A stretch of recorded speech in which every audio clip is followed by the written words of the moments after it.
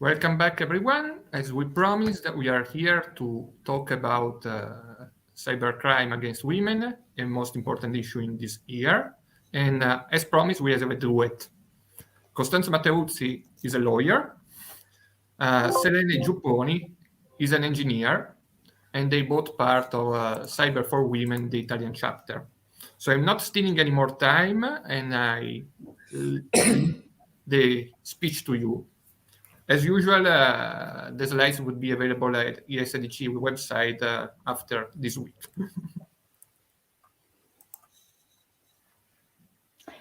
Good afternoon. Thank you so much for inviting me and giving the opportunity to talk with you. I'm gonna try and introduce the subject and we talk about cybercrime against women and girls.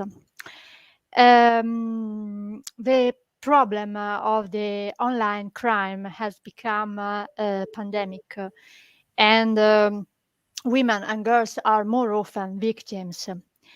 According with the I2 study, the 73% of women have experienced some form of online violence, and the 18% of women has experienced a form of serious internet violence against them as young as the age of 15 years.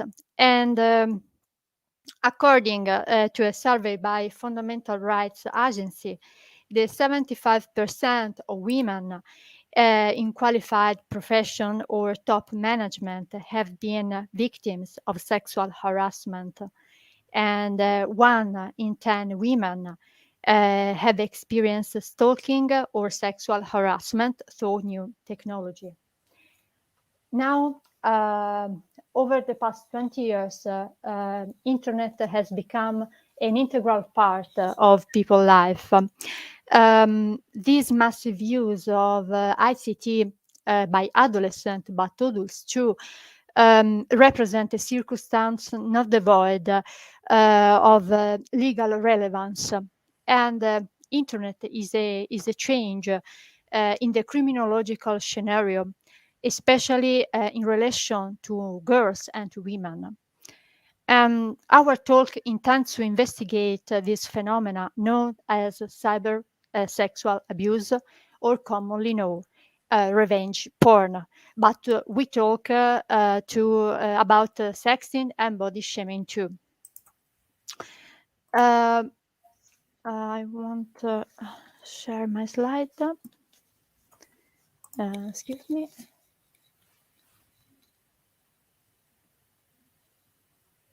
Okay.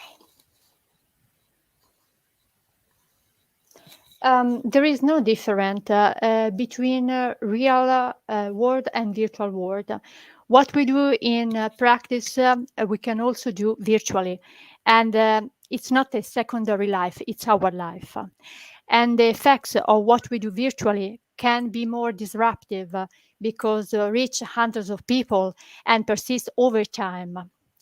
The same people who see as protagonists in real life, for example, friends, colleagues, boyfriends, ex-partners, and sometimes an acquaintance can invite us to contact on social network, starts commenting on our posts, and contact us privately in chat.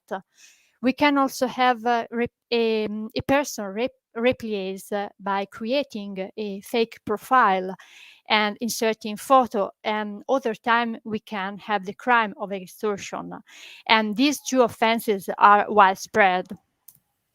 Internet help women to report and inform themselves about the phenomena of violence. On the other hand, had become a tool to incite gender hatred and to commit crimes against them. Internet is a new dimension for the expression and transmission of sexism, especially of sexist hate speech to a large audience, even though the roots of sexism don't lie in technology, but in persistent gender inequalities. Now, I want to speak about this important case. The European Court of Human Rights, with the sentence filed in 11th February 2019, the case is Buturuga versus Romania, deals with the cyber crimes against women. The ruling highlights the violence against women is not only physical, but also psychological, as well as stalking or cyber violence. Therefore, from Article number 3, prohibition of inhuman and degrading treatment, and Article 8 of European Convention on Human Rights, the right to respect for private life, which includes the right to confidentiality of correspondence.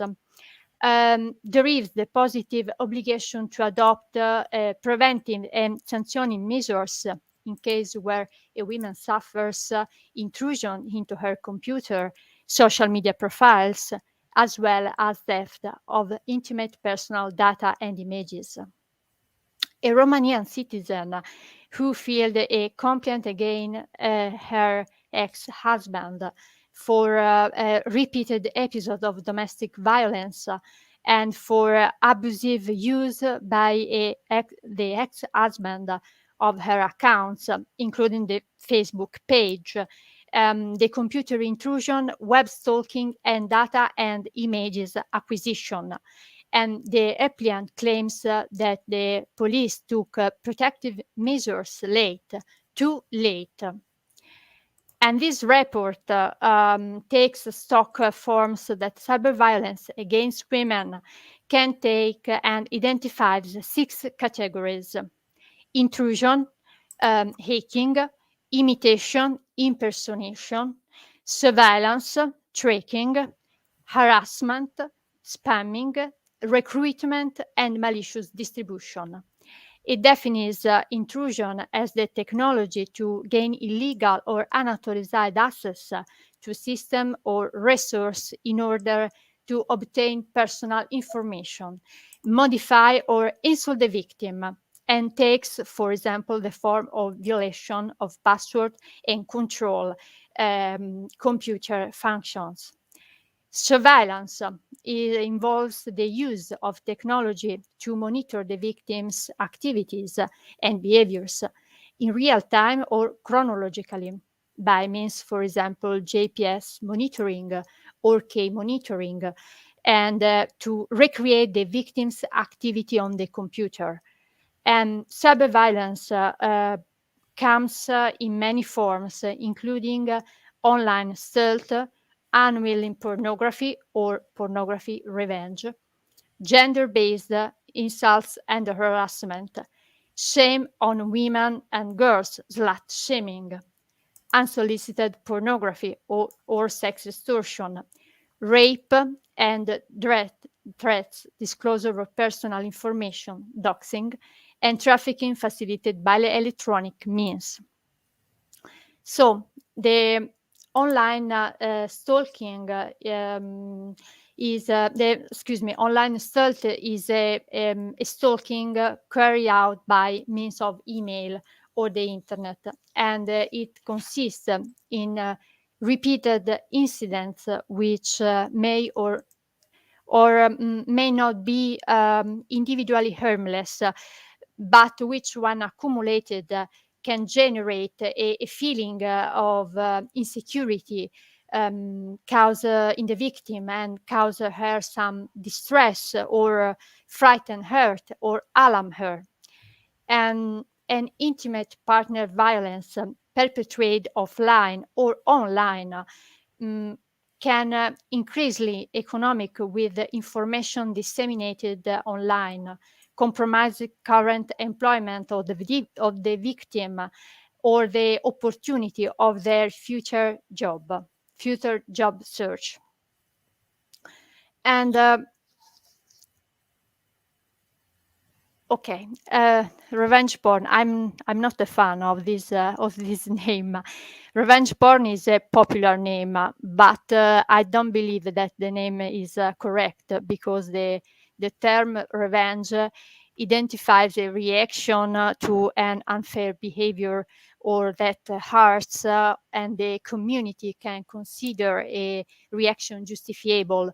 But it's a dissemination of intimate images of a person without her consent. And sometimes there is no revenge, but there is a distribution of pornography without consent for profit, based on the number of views by a video or a direct remuneration of the site on which is uploaded. And in fact, it's more correct to speak of non-consensual pornography. And there are authentic media pillories. The video or the photo of the moment must always be just a click, and it causes damage to the real life of the person. And in my opinion, the definition given by Mrs. Mary Ann Franks, she is a professor of law of the University of Miami, is the most complete and comprehensive. And this offense is connected with domestic violence or a form of sexual abuse, not require physical contact, as cyber stalking or cyber harassment. But in numerous cases, abusers have threatened to disclose intimate images of their partners, and when the victims left the relationship, frequently it's intimate partner violence. So the victims won't disappear from the web, but it's more theoretical than real. And criminal law and civil law offer modest deterrence and remedies. At the end, okay, I speak about the body shaming. To shame someone of their body with insults of varying severity, cruelty, intensity. And it's a form of bullying, almost adults against adults, which borders on psychological torture. And body shaming is a very widespread phenomenon, especially for the distorted use of social networks. And a famous case of Armin Arutunian, she is a top model. She is 23 years old, and she is a victim of body shaming. In Italy, there isn't a law governing about this phenomena, but the Italian court ruled that the dissemination of an insulting message thought to use of a social network, Facebook, Instagram, or other, integrate an hypothesis of aggravated defamation. And the spread of this message has the ability to reach an indeterminate number of people. The same when the offenses are perpetrated in the manner of the stories of Instagram, for example, which lasts for 24 hours. And one might think that the limited duration of the offense to 24 hours could exclude the defamatory scope, but it's not the case. And the court identifies 4 elements: offensive expression, the absence of injured party, the precise identification of offensive sentence, and the communication with several people in consideration of the public nature of the virtual space and the diffusion capacity of the message. Thank you. Thank you to you, Costanza. You are perfectly on time, so we can give room Thank you. to Selene. You can start sharing your slides so I can put them on screen. Okay. Good morning to everyone. Thank you for the invitation.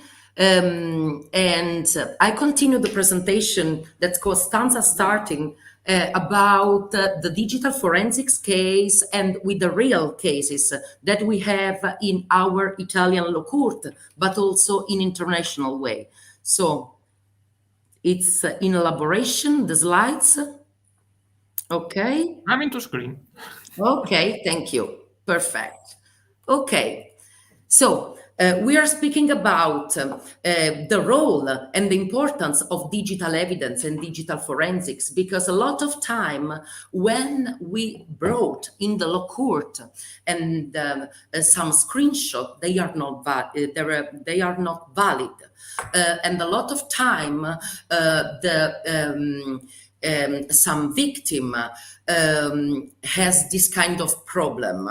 So I'm a computer engineer with the specialization in digital forensics and computer crime also.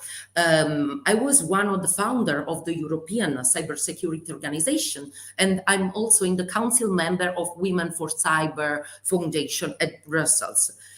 With Costanza, we are founding the Italian chapter of Women for Cyber. So, speaking about the digital evidences and the real case studies in Italy, but also all around the world, post-pandemia, and during also the pandemic, I received a lot of calls from women that they are victim of some abuse, online abuse. And when we can find the digital evidence and why it's important also for all the women and everyone, because also for cyberbullying, cyber stalking, and all evidences with all crimes. If we are not doing digital forensics extraction or mobile extraction, as I told you before, we got some problem in the law court for public prosecutor also. So digital forensics, and now we are calling also from the European level, cyber forensics, is the science that help the investigator to obtain, preserve, analyze, and document all the digital evidences. So if we would like to extract in forensics mode a WhatsApp message or some picture from a website, we can do it. There are also a lot of applications that doing this, but they are not still valid at the European law court. In American, yes, but in Italy and Europe, no. So we need to provide files with mobile forensics or cyber forensics in general. How is the modus operandi and all the computer forensics phases? First of all, we need to identify, okay, we receive some picture, or there is a WhatsApp chat, or it's a Telegram group or Instagram. So comment, we can do it with the identification, then the collection, and then the acquisition. The most important phases is the preservation, that it's called the chain of custody. Without the preservation of the evidence, the evidence is not valid. Then there is the analysis that was provided by investigator, but also private consultant. For example, like me, at all the European level, all the law enforcement are going to use this approach to provide evidences into the law court. And then at the end, we have the evidence presentation with the final report. That is the most important phases for us, because all the people, lawyer, public prosecutor, judge, and also other kind of people, they are not expert, can understand the job of the technical people. Then we have two different kinds of digital forensics. The web analysis, also called post-mortem analysis, when we found something in the hard drive or USB sticks or in other part that is not ongoing evidences. And then we have the live analysis, that it's the most delicate also for the extraction, because it's not repeatable action.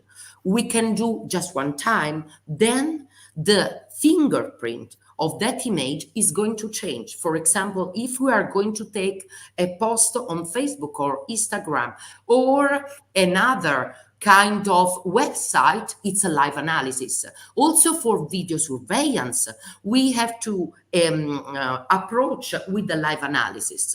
Then we have the data analysis.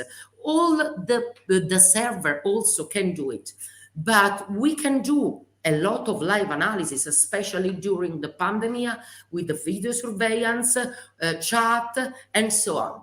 And we found a lot of crimes against the women also in the chat of a video game.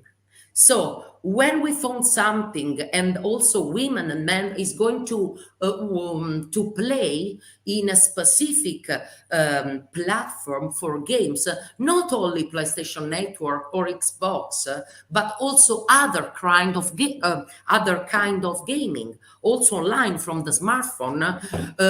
I received one woman just 2 months ago that she received a lot of bad words in one chat. So we have a lot of evidences, because a lot of time we can find not only into the perimeter, for example, into the mobile, into the computer, but also outside the perimeter. So, for example, in the social network, and we saw a lot of crimes against the women. The same approach we can use for all the digital evidence, also for mobile, for a smartphone. But who is nowadays a digital forensic? Of course, I need the background, perfect organizer, because you have to imagine a lot of time we have more than 50 cases in contemporary, in parallel. Genius. When we don't have software or hardware to do forensics extraction, maybe a lot of time we have to create as a programmer. On my own, I wrote, for example, a software in the past that was on AS400 system. It was the biggest mainframe, and it was a case an insider in a bank, and I programmed software to recover deleted data. But also ETNO skills, because nowadays we have computer forensics, malware forensics, GPS, mobile, but also every kind of forensics, also the drone we can apply, or the TV or Alexa forensics nowadays. But we need to know, of course, other skills, the legal part, because sometimes, and a lot of time, it was related to a crime. Then the psychological, because when we received in our office the victim of cyberbullying or cyber stalking, it's very delicate cases. In fact, I say, okay, it's more easily also for a technician to help some company, for example, that he's victim of ransomware. That is a crime related to a person. A lot of time it's very delicate problem. And consider that during the pandemic, I received a lot of smartphones to analyze. And you have to imagine, then when I receive, for example, 10 smartphones, 7 of them are with the spy software inside. And specifically in the civil litigation between men and women, or to give some the parents that they fight to have the child also. And I discovered a lot of spy software. So also the standard women at the supermarket, now they can have a spy software in her mobile phone. So this is so important also to check if you got a spyware and if someone is going to spy you, because it's not like just like crimes for state-sponsored attack or between some attack. It's also related to a person. And then the geopolitical part. Another crime that I would like, another real case that I would like to share with you, it was a case from a girl with his boyfriend, and she's starting to receive some messages. And she said, okay, but I didn't send this kind of messages. And at the end, this girl that was victim of a spy software too, then she was also into the court to probe that she was not her, that she's sending the message, the bad message, but he was just a victim her. In Italy, we had also a big case 2 years ago, and a girl, she was spied by his boyfriend, and the boyfriend at the end stopped us with the car. It was a very high crime stalking, and then the boyfriend stopped her with the cars. They have an accident together, and at the end the girl, she died with the fire. So it was a very great case, and he was starting with the violation of the mobile smartphone. So this is why it's so important to have evidences if you have your smartphone that was compromised or not. Then we have different mindset and background. We can apply the same methodology to all the digital evidences, not only to the computer, onto the smartphone. Today we can have to the personal camera, also to the wearable, or we can have to the blog or social network, but also we can apply also from a level more to prevent, of course, a cyber attack, critical infrastructure, mobile operator, and so on.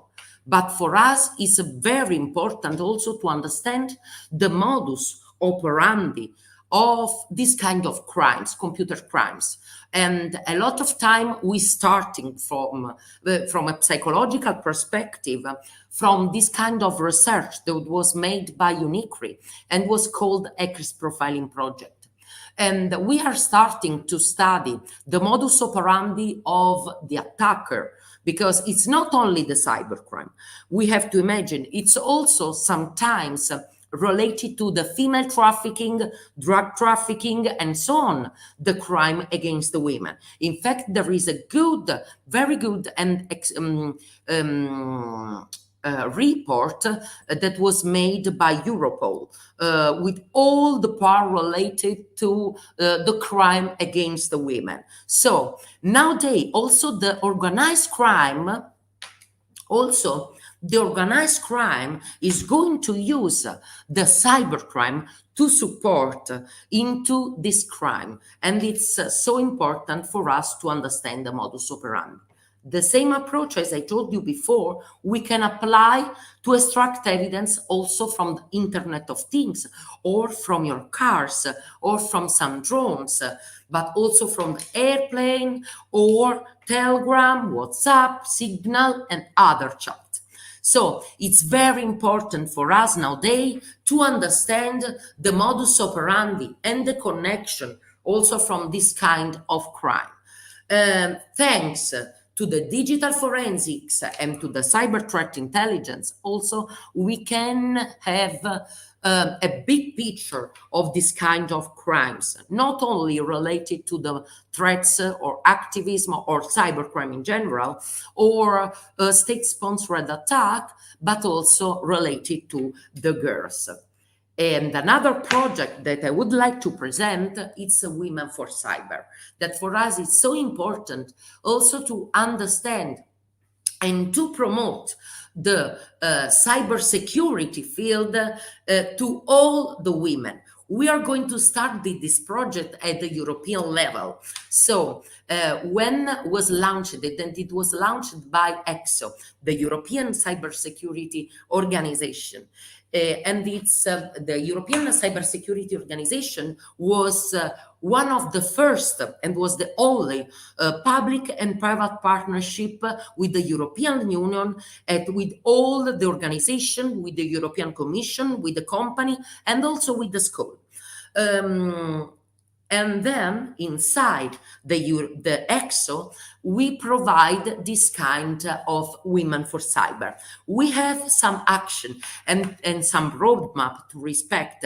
Last week, we did the organizer committee, and the Women for Cyber all around Europe met in Berlin to do the roadmap of next year.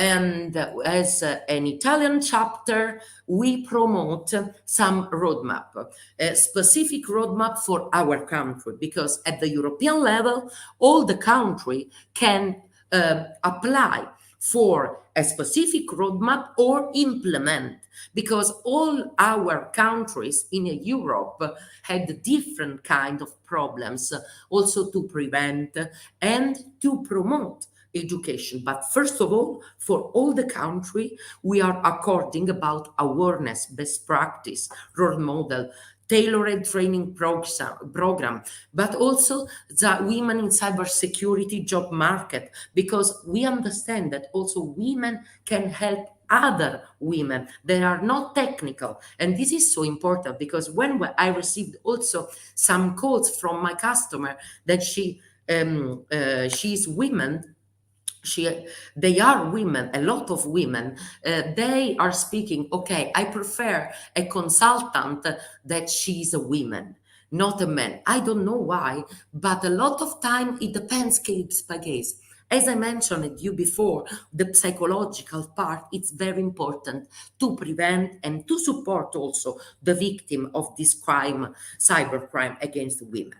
Then we have all the women part related to emerging technologies, and also in cyber challenge or the national policy and so on. But the partnership between the chapter all around Europe, you have to imagine when I was teaching in Africa and when I was guest in a conference in Latin America, after the conference, they send me an email and say me, okay, we would like to open also the African chapter and the Latin American chapter. So it's like a verb that we would like to open all around the world and to everyone. And also the support that we can have not only from the women, but also from the men. Because as I told you, the most important phases for us is the training part, is to collaborate, but also the emerging technology. The emerging technology for us is very important also to prevent child abuse, and not only women abuse, because if we are going to know, and we promote this part also with the video pillar and so on, we promote, and we would like that all the women also that are behind the screen or behind the smartphone, they are not alone. So we can help also the victim of computer crimes. So we received at this stage very honored awards for us. We have some partnership with the Luisa Cybersecurity Scholarship. We are going to promote for the next years our mission. So for us, it's very important to promote this initiative. And we would like that also all the women and men are going to join us and to help us. We had at the European level the registry of all the women that can help, and also the masterclass. We promote the cybersecurity part, also some masterclass against cybercrime against the women we promote in the past, but also we would like to promote in Italy too. We have some roadmap to respect. We have some panels. We have the regional, and we have some work stream to respect. As I told you before, we would like to expand us also in Africa and Latin America. But at this stage, these are all the Women for Cyber chapter at this stage. Okay, we receive also some donation. We have you can visit us at the womenforcyber.eu. Womenforcyber.it is under construction. If you would like to join us, you can write to the address here. But I would like to leave you with one sentence. You are not alone. You can find an help also with some digital skill. With the digital evidence especially, we can help us. Please contact us. Thank you so much.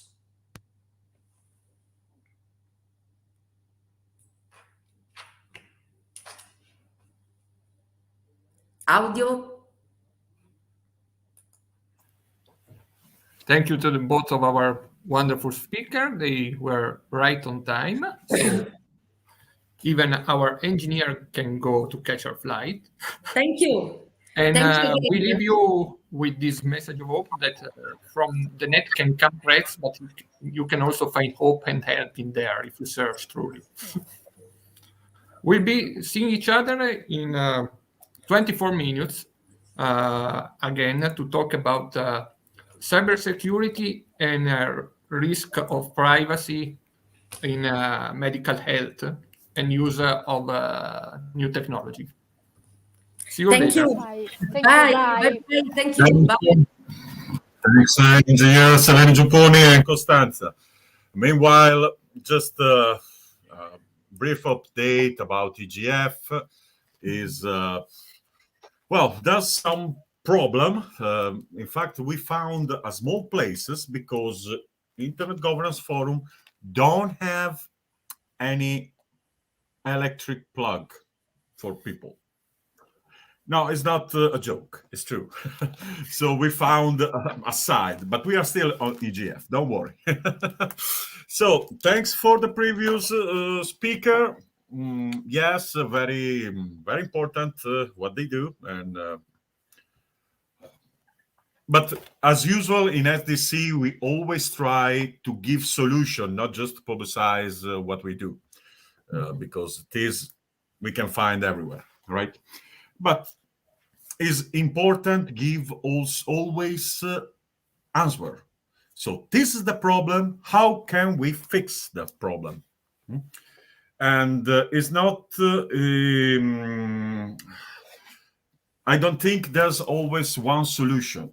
And even if the association or the groups do things until the government and the same governance, worldwide governance, don't fix something, and keeping in mind also the different aspect, because it's true, cybercrime against the woman is a bad thing, and is a shame for men, but also for women, because most of them, they start with a lonely woman, especially for Facebook, that send naked picture everywhere. We agree it's a shame if somebody use that. Their private life is their private life, but the crime starts with a problem. So let's start to fix the root of the problem. That's my point. What do you think, Alessandro? I think that just sit here and point at the problem, as you said, is not the proper solution. And even if sometimes a new law should be something you can wish for, you can just wait for a new law or new answers for the government. Even more when the instruments you have at your disposal as a lawyer, as a technician, allows you to solve that problem.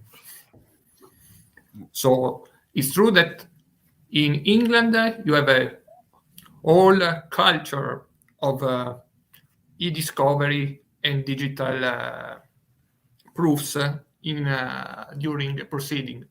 In Italy, not, but the fact that there is instead a culture between the technician about the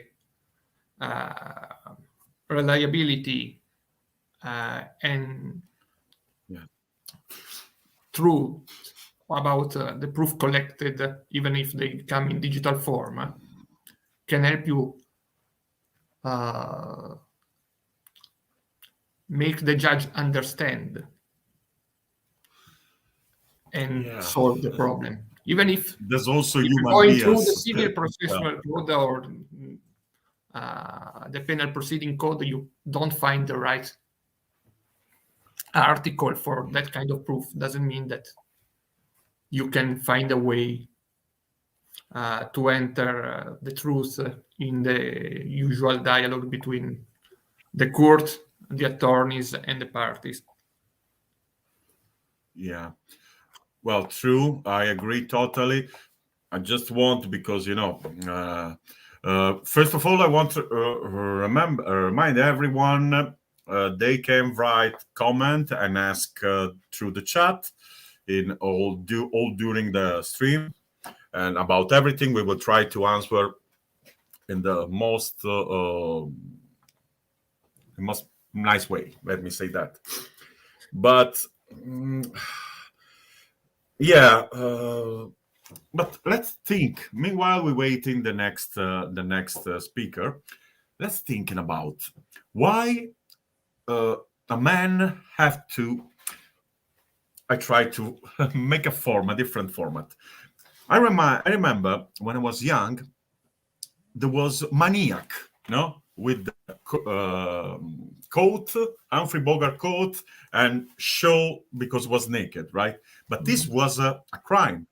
Right, was something pervert, something out of normality, right, of the social normality.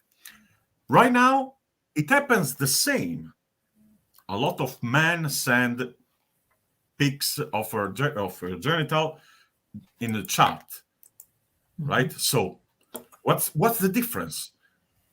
So the problem is deeper in such way. The false safety feeling of social, so nobody can do nothing. They want that. So that's are the problem that can help to cut to the root. It's not only a law, but can help. For example, if you do something like that, you will be persecuted. Right? There is a saying going around these days that as what is illegal in the real world should be also illegal in the virtual world. Exactly. Exactly. Is a two-dimensional information? It doesn't mean it's less harmful that when it's in the physical world, because, like exactly, Selene just said, it started with just stealing information and end up in murder. So yeah, exactly. The fact that first signs or illicit behavior are starting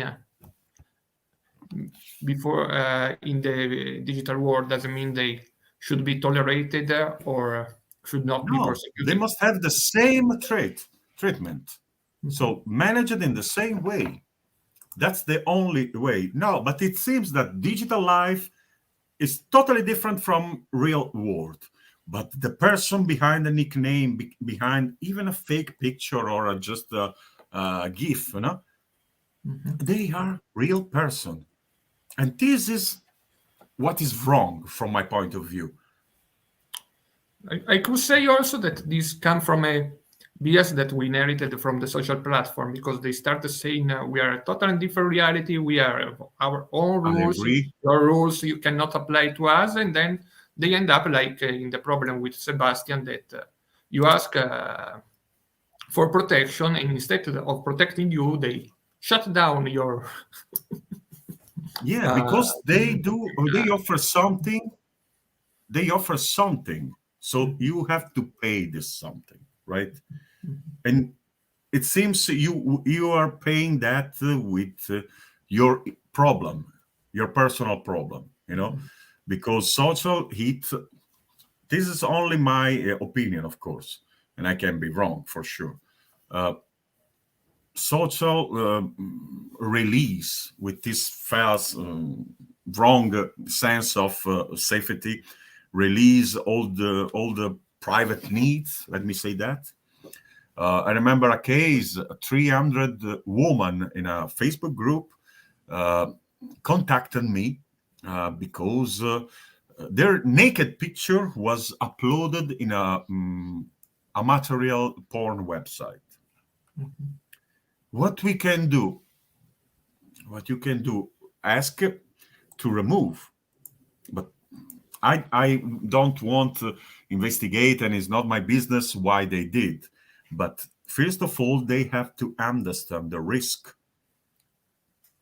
Intimacy is something different, but this can be accepted as a moral things, but and everybody have it. Anyway, But in this the way, problem is you help the other problem, But and another things, Alessandro, it seems the government, okay, internet, is a momentary trend, and so they didn't start to have a specific regulation from the very beginning. What do you think about? But usually, life itself runs faster than government. Then the government are always chasing life when it's too late.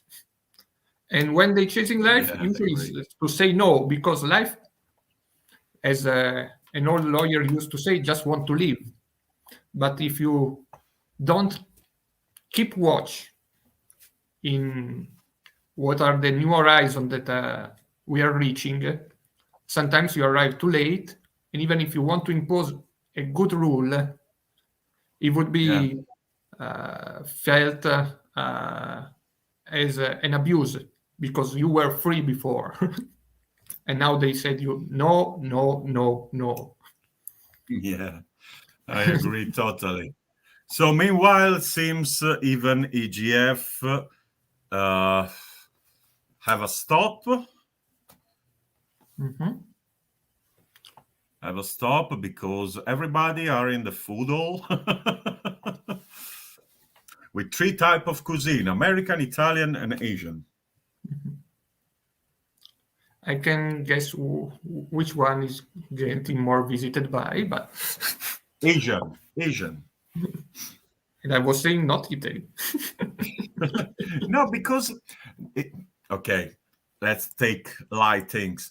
So gnocchi with rucola, dry tomatoes, tomato sauce, and black olive.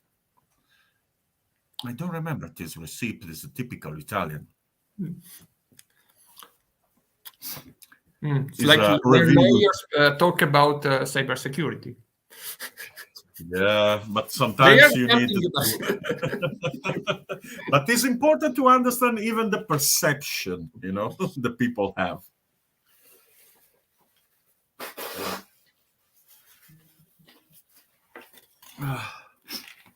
Okay, meanwhile, also somebody landed. Shall we wait for our next guest online? Well, yes, I was thinking to share some panel, but at the moment, no panel at all. So let me do this. Okay. Wait, I remove you, but I will remove myself too.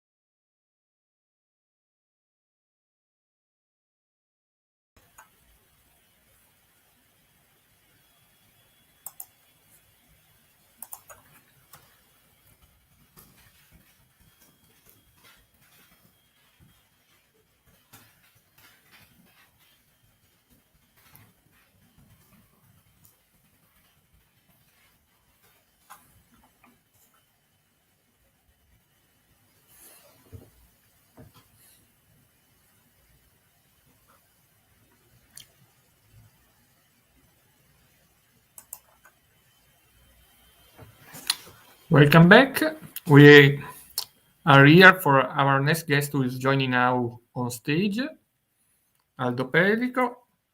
So I'm joining him to our discussion. Good afternoon, Aldo. Hi. Good afternoon, Benvenuto. How are you? Fine. We found. Can you hear me? Can you hear me? I can hear you loud and clear. Okay. Perhaps even too loud. Okay. So Good afternoon. I'm lowering my volume. So let me introduce you Aldo Pellico. Sorry. He's a technician after a duet between a lawyer and an engineer. He has a astounding career of 40 years in software and cybersecurity, if I read right. I'm an old man. He passed from all kinds of experience. He started with aeronautical studies. Then he went to software. Then he passed through GDPR and cybersecurity. And nowadays, you are. What's your last commitment? Yes, my last commitment is the cybersecurity and privacy consulting. And okay. So a wide span from when we didn't have internet to having internet. You know it all from the first. Sorry. You know it all from when there was no internet to the latest. You saw all the span in 40 years. Yeah. Do you have any Sorry, slide? I can. Yes, I have my slide. I open my slide. Okay. So start sharing, and when they are ready, I send them on stage and I mute myself. Okay. How can I share my video? My screen? A sharing button at the lower part of the screen.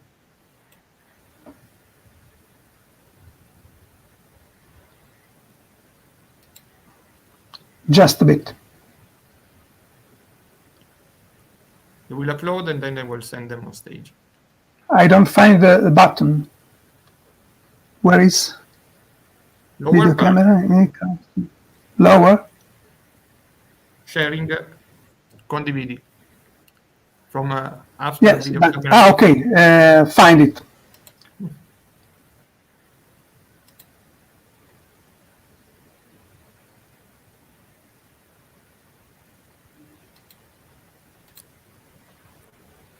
Little minutes of suspense while the connection uploads.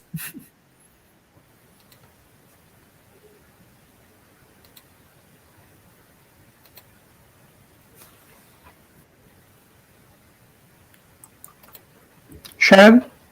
You see? I see. I can see the screen, but not the slides. You should open just the slides. Just a bit. Just a bit. I share the screen, but it's better to share the window. The file.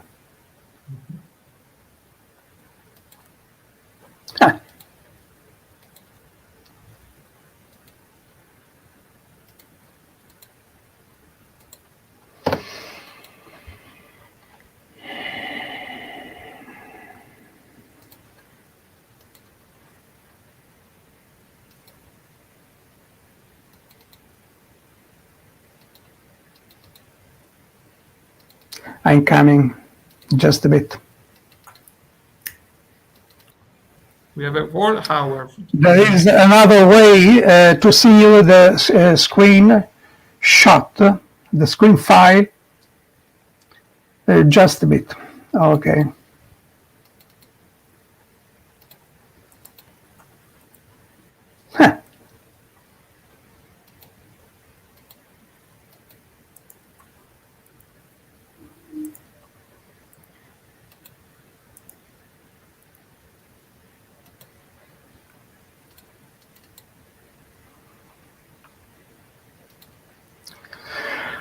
Huh.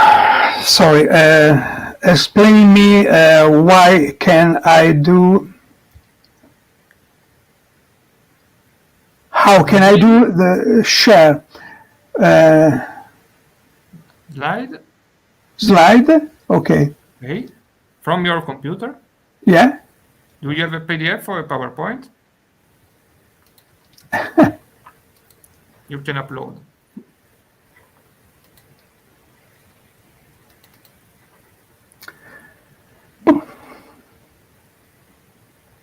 You see? No. No. You didn't upload. Or anyway, stop sharing and you have a window.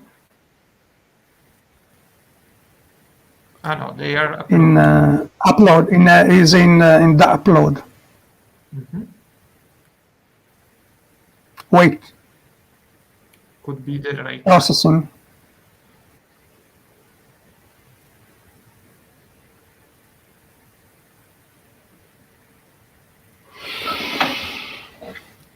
And this proves we are definitely live.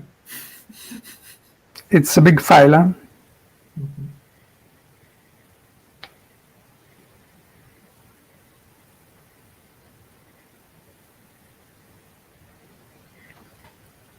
So you're going to talk us about telehealth, which I discovered is the word for medical treatment using technology.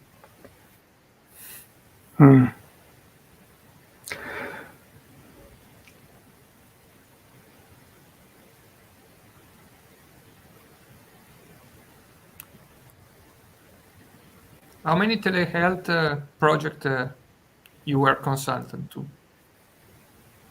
In this moment, or in my in all my job, or too much job, and the project are with legal study and in company, in industry, in manufacturing, and also energy, and Okay, okay. we can go. You see? Yes, we see your slide and it just moved, so you can talk and move your Okay. slide at your ease. Okay. Well, when we're talking about cybersecurity and privacy risks on telehealth, we need to know among the system equipment environment in use in the telehealth, the biometric and the cloud and the IoT must be considered. So it is also necessary to analyze the risk arising from the use of this system. To address the risk related to cybersecurity and privacy in the telehealth architecture, it is also necessary to consider the problematic actions deriving from the use of the system that make up the entire architecture and which are necessary to perform the interactions between the patient and the healthcare delivery organization. To allow this interaction, it's necessary to have a series of devices and environments within the technological structure, with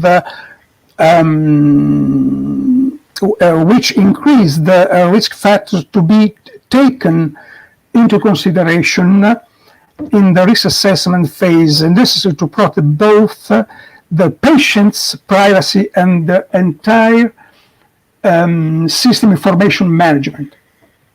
Therefore, the aim is to provide ideas for identifying and mitigating the risk for information security and the privacy based on the use by patients of smart home devices that interface with the information systems of the patient themselves.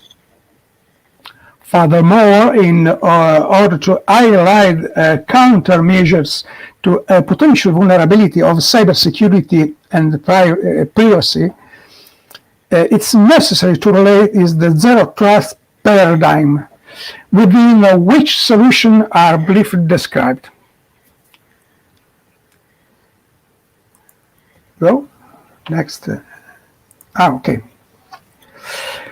Increases the healthcare delivery organization (HDO) are relying on telehealth and remote patient monitoring (RPM) capability to treat patients at home. However, without adequate privacy and cybersecurity measures, unorganized individuals can expose sensitive data or interrupt patient monitoring services. RPM solution multiple actors as participants in patients' clinical care. This player include HDOs, telehealth platform providers, and patient themselves.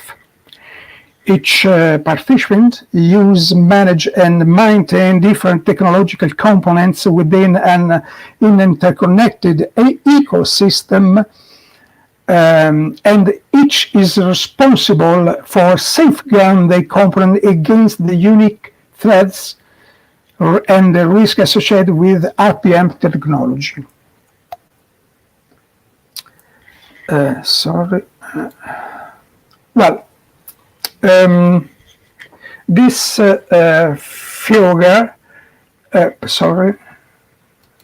This figure show the four domain with made the entire architecture. The first domain is a patient home. The second domain is a cloud service provider. The third domain is the healthcare technology integration solution. And the last domain, the fourth, is the HDO, the healthcare delivery organization. In the patient home, we can find biometric device with audio and input-out capability, personal firewall, and router. In cloud service provider, we can find a voice assistant platform and cloud platform.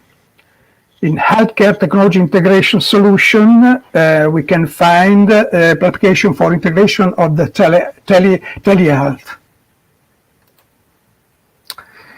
In HDO domain, we can find the electronic health recorder that include information on the patient's medical history. Be careful. Patient portal, network access control, and network file VPN. This slide show another way the architecture.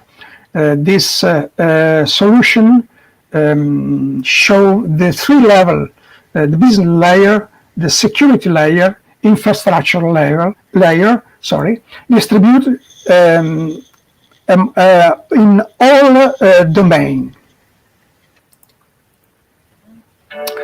This is another configuration. We see the first path show biometric device communicating with telehealth and domestic provider. Domestic patient. The second path is the communication from the mobile application to telehealth platform provider.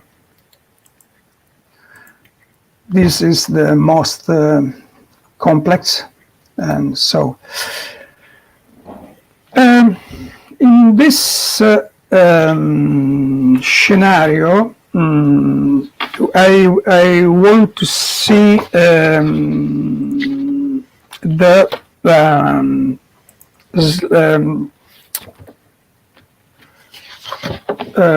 example of a scenario. So the first scenario is a patient visit scheduling.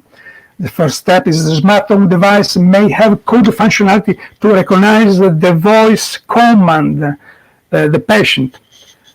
The second step is the system provide feedback to the patient by recommending the dates and time available, for example. The third step, after the patient has selected the reservation with the verbal command, the application logic interface with the scheduling system, and so on. Be careful.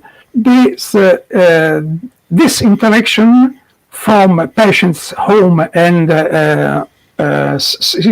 service provider platform is made with the public internet. This is another scenario. Okay. This is check-in the patient. Okay. Okay. Macro process. The macro process are can you see this is macroprocessors are the gated and stored data, patient data, and the patient data directly from their home. Another process is the communication routed through patient home and cloud hosted. The clinician, another process is the clinician receive and interact with the patient and the HDO healthcare organization. When we talking about the telehealth technology or environment, we manage the requirement. We need to know this function. It identified, protect, and detect.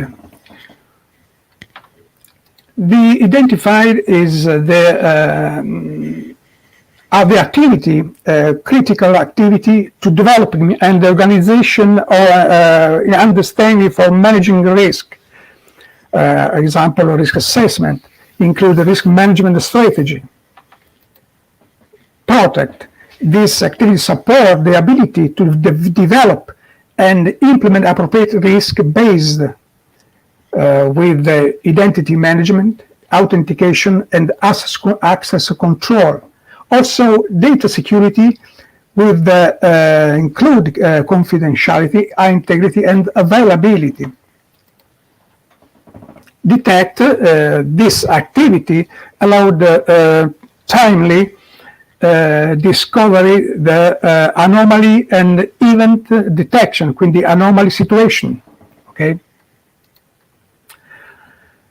Well, threats. There are the taxonomy, this confidentiality, integrity, and availability. For more information, you can see the Appendix C in the NIST SP Secure Telehealth Remote Patient Monitoring Ecosystem. And this is an example of table that you need, for example. In the previous, you can see the threats, the normal threats, the phishing, malware, command and control, and ransom, and so on. Which is the origin of the threats. The origin described in this table. You can see the type of the threat source. And description and the characteristics you can that you have. And for this example, unintentional patient action, unintentional care provider, unintentional other actors.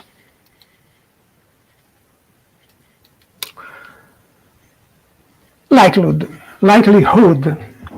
in this table, you can see the example of the qualitative values, very high, moderate, and so on. Well,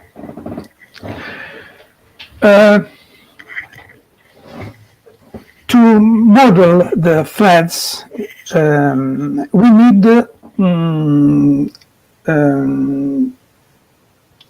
the how dominance poses when considered threat. Yes, the first challenge is the patient or healthcare professional. The patient have not a background to manage the threats in your home, and this is the problem. Or you know which kind of problem the managed threats we receive in the all day. The second problem is the telehealth platform provider HO may not be able to fully manage the patient home environment, and that is the another question, another problem, big problem. Or the third problem is the other people inside in your home that have the physical access to the device. Okay, when we talking about the telehealth, we talking about the biometric devices and the sensor or IoT system, because there are sensors to manage the technical interface or temperature, body, or heartbeat, and pressure of the veins and the arteries, and so on. Well, and this is the summary to the amount to increase the risk on the telehealth with also problem managing the problem of data, the patient data. We have the other problem by biometric devices and the IoT devices. Okay, it's clear. It's C. Well, this is the table. For example, I have to go through quickly. Vulnerability taxonomy. Okay, problematic data action. This is the important problem. For the problematic data action, we have destruction, insecurity, re-identification, the identification, and unanticipated revelation. The data. That this table is the a part of the old table that you find in table 3.2 of the list manuals.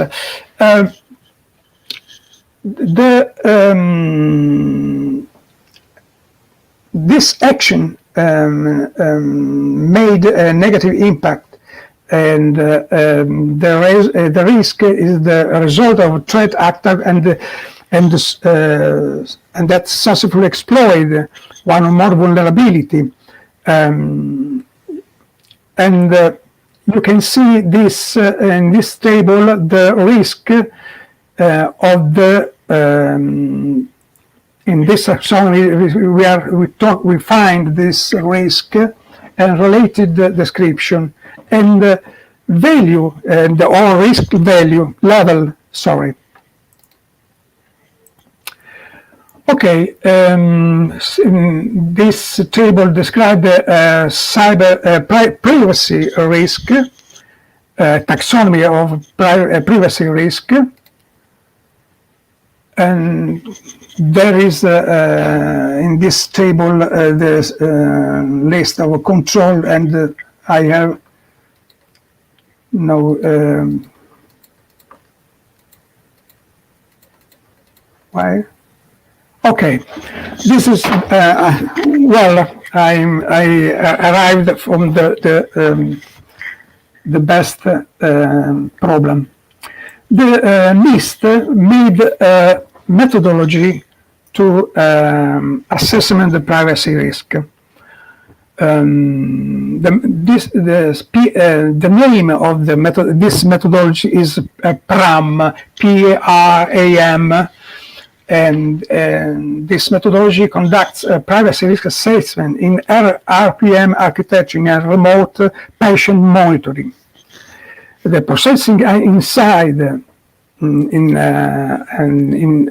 this methodology are collection, rotation, logging, analysis, generation, and so on, transformation, etc.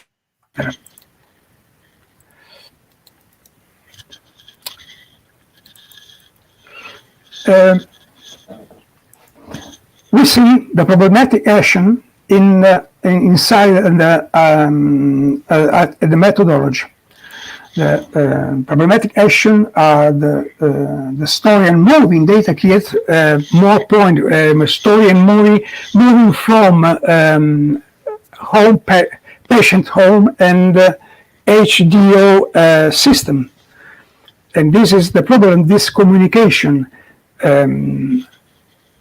Other action is a type of the biometric device may indicate patient have problems with sensor. We have spoken before. Incorrect acquisition of reading data by devices is another situation, negative situation. Aggregate data can expose patient information, or at the end, expose information through multiple component supplier.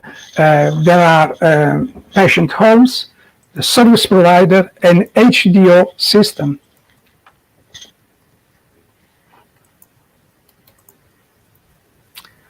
Well, this is the function and processes description, where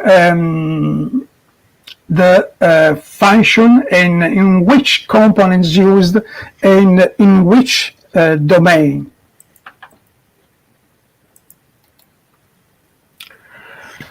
Well, I have finished because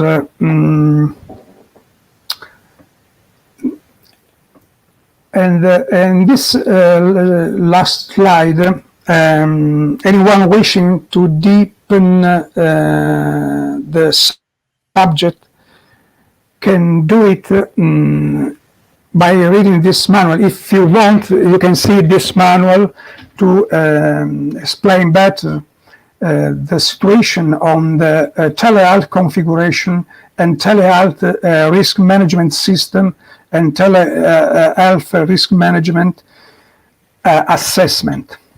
Okay, but I'm ready to respond at the answer. Thank you very much, Aldo. The most important part for me was, in fact, how you can assess the risk, which are the hints or pieces of information you use to assess that the risk is high, low, and how you assess the damage, or how do you respond to risk, because you can mitigate the risk, you can try to avoid the risk, but sometimes even you can even accept the risk if you didn't. Oh, this situation, the telehealth for you, you are legal, and you have to know the situation. In Italy, this situation are Every day is a little. problem. In the United States are the biggest big situation, and there are the severity problem for managing the telehealth situation. Also, the telehealth include the first aid,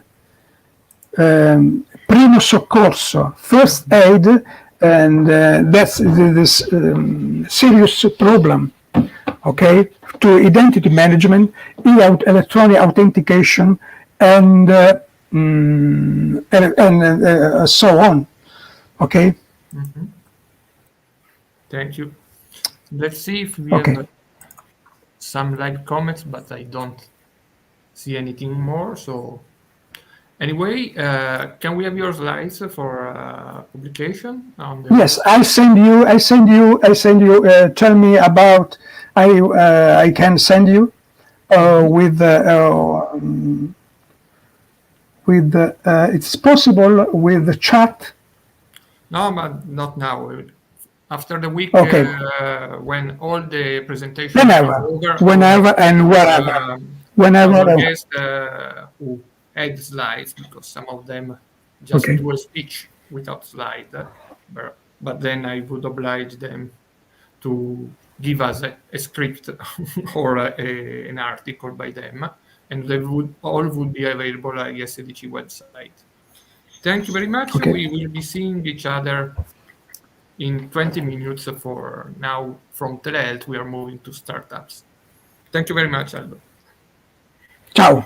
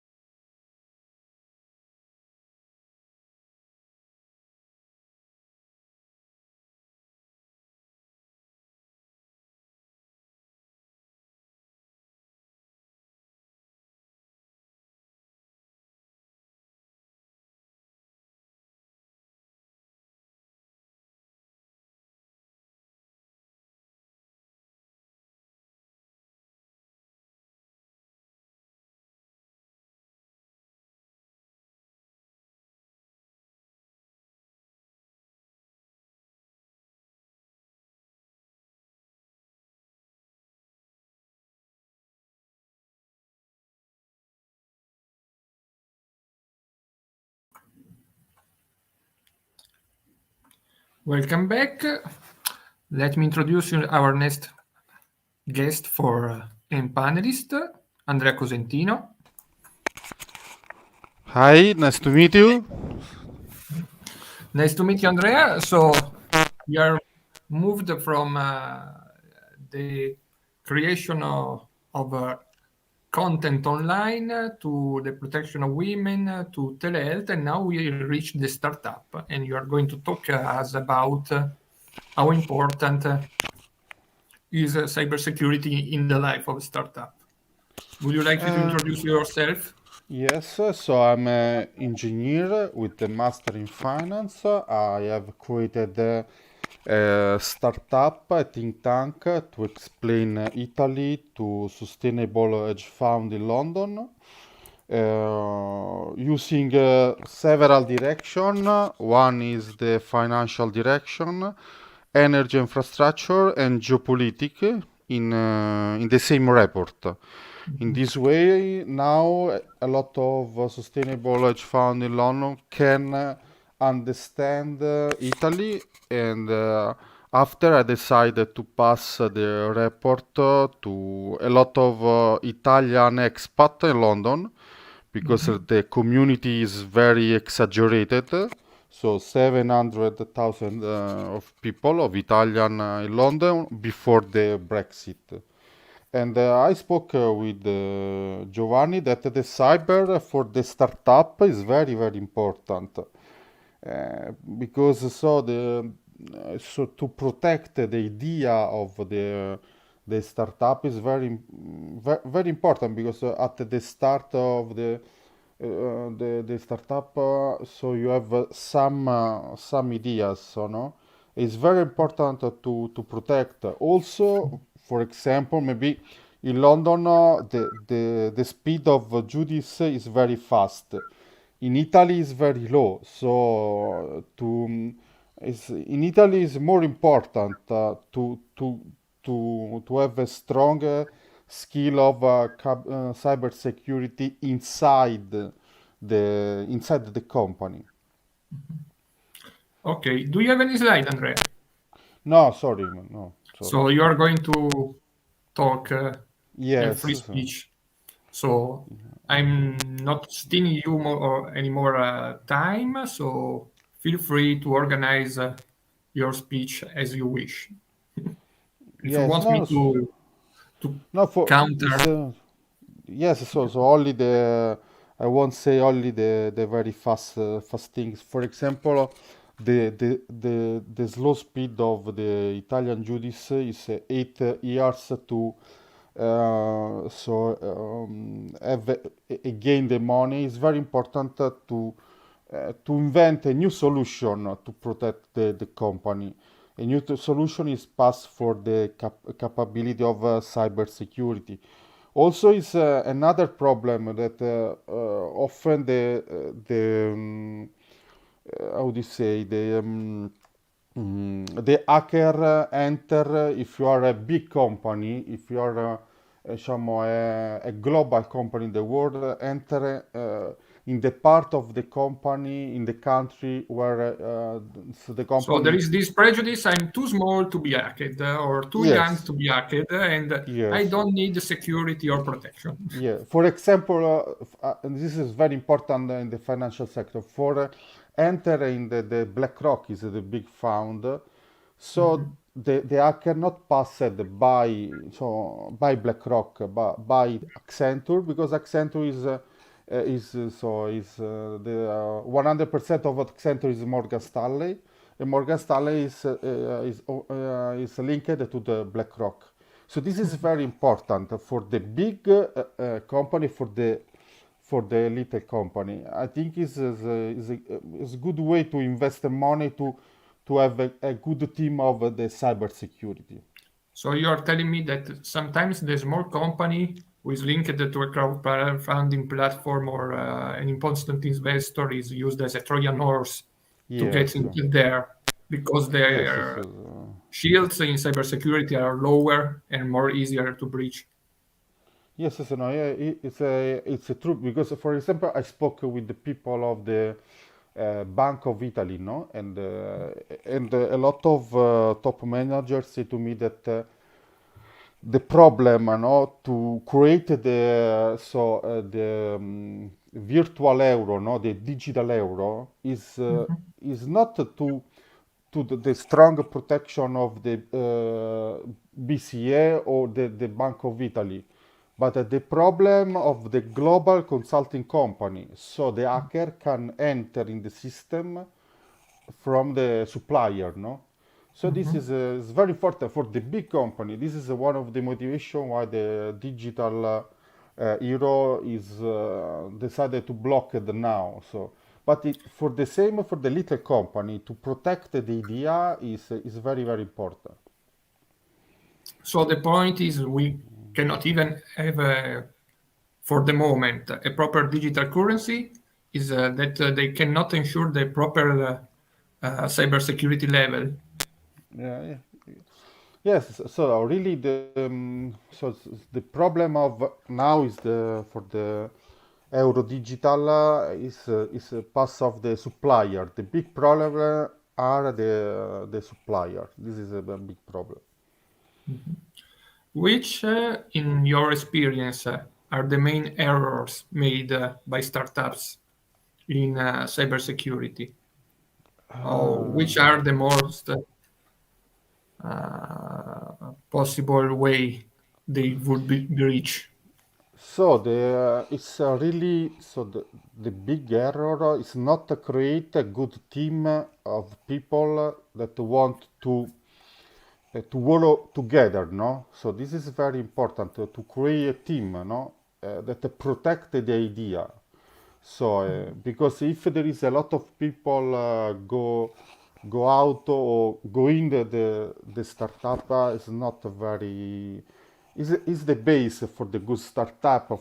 So to not only focalize to choose the people about only the brain, but also about the value, because it's very important to choose the people before from the value and after from the brain. In this way, this is the first step to protection, no? After there are a lot of software, but it's very important to create a very strong team. This is very very important. Maybe it's So not it's the idea of Enrico Mattei, no? It's not so. It's very important because it's working everywhere in the same period of the world this year. This idea. So the first step is the common culture between the same company or the Yes. same shared values, because otherwise someone could exit and take away the information because he has not even the ethical value not to steal No, for something from his example, former partners. so DIA, for example, no. So there is some consulting company that maybe in the UK the quality of the life is very high. In other countries, very low. The quality of the job, no. And so maybe the hacker will choose to enter in the country where the quality of the job is very low. So is normal, no? For example, because so there is a lot of people go out, a lot of people go in. It's not a good this for the company, but it's the same for the startup, no? And after you can use a lot of tool of the cyber, but the first step is the people. How many damages can a company take from the fact that the air consultant are not speaking together, like the lawyer, the accountant, the cybersecurity? Yes, listen. No, in the startup, you must start to able to speak with different kind of people, and it's very important to grow to help to grow other people. No, the lawyer, the other. So it's very important to spread the know-how. So in my startup, really. So I choose a lot of lawyer with financial sector skill also I try to explain the connection between financial sector, energy infrastructure, geopolitics. But in this way, so you can understand the problem, because you see the problem with the different eyes. It's not easy at the beginning, but after is very good choice to invest at the time to help to other people to grow like skill. Now you got us intrigued. What's the name of your startup and how long have you been around and where are you going? Allora, the startup, the name is Renova Perform, and I started, so I decided to create a startup in London because in the, so do you say, in the beer after work at 6 o'clock, really I have spoken with a lot of people from financial sector, and all the people from investment banking, hedge fund, say to me that Italy is a black box. It's impossible to understand, no? Because there is a too big problem, no? One of the good quality of the newspaper, the mainstream, no? So because so the mainstream, the quality is very low.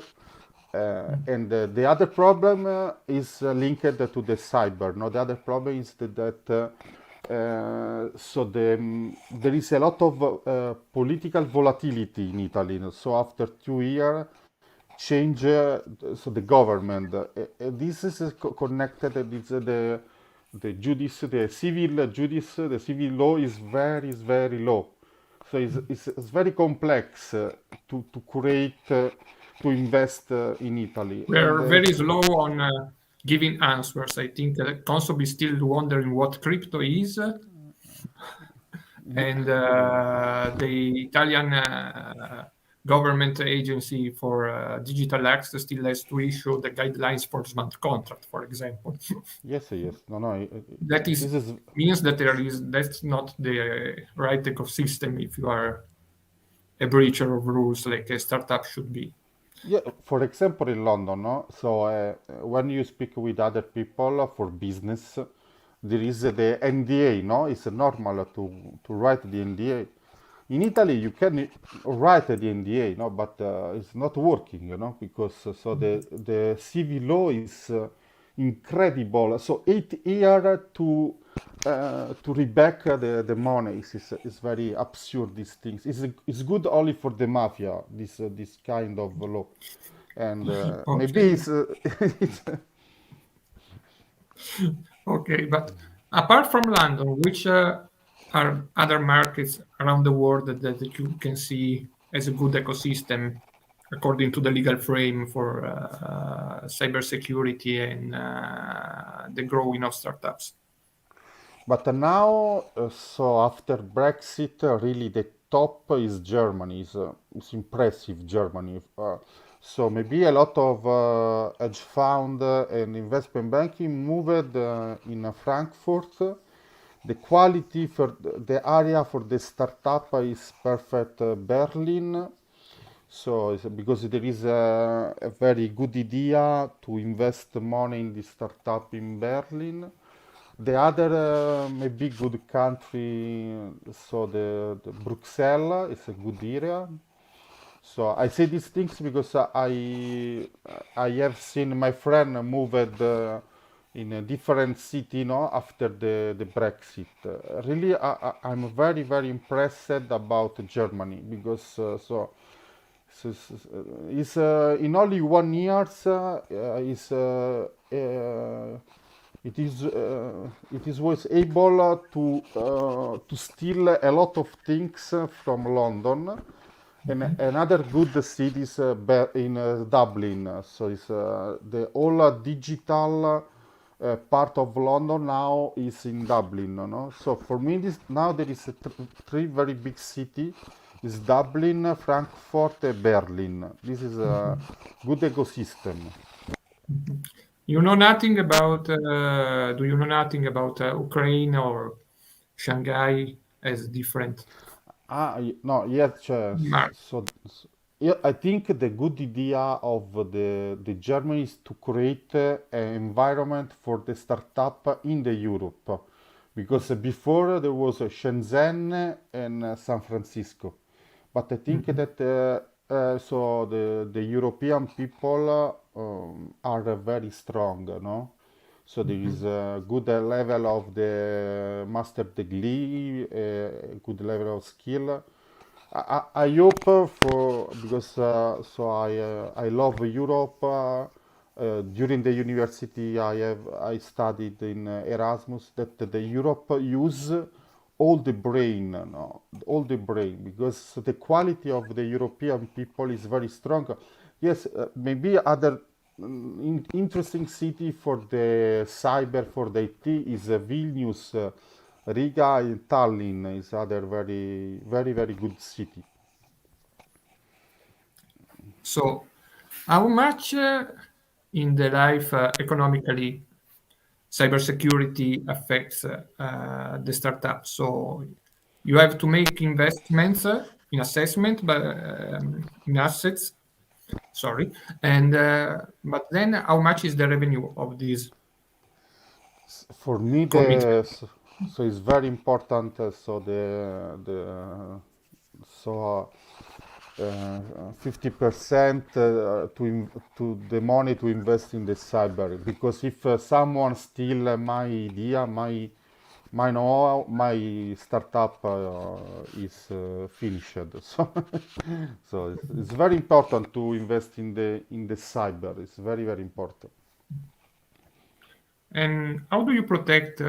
You said that there are tools to protect from cyber threats, but how do you protect yourself from the human factor?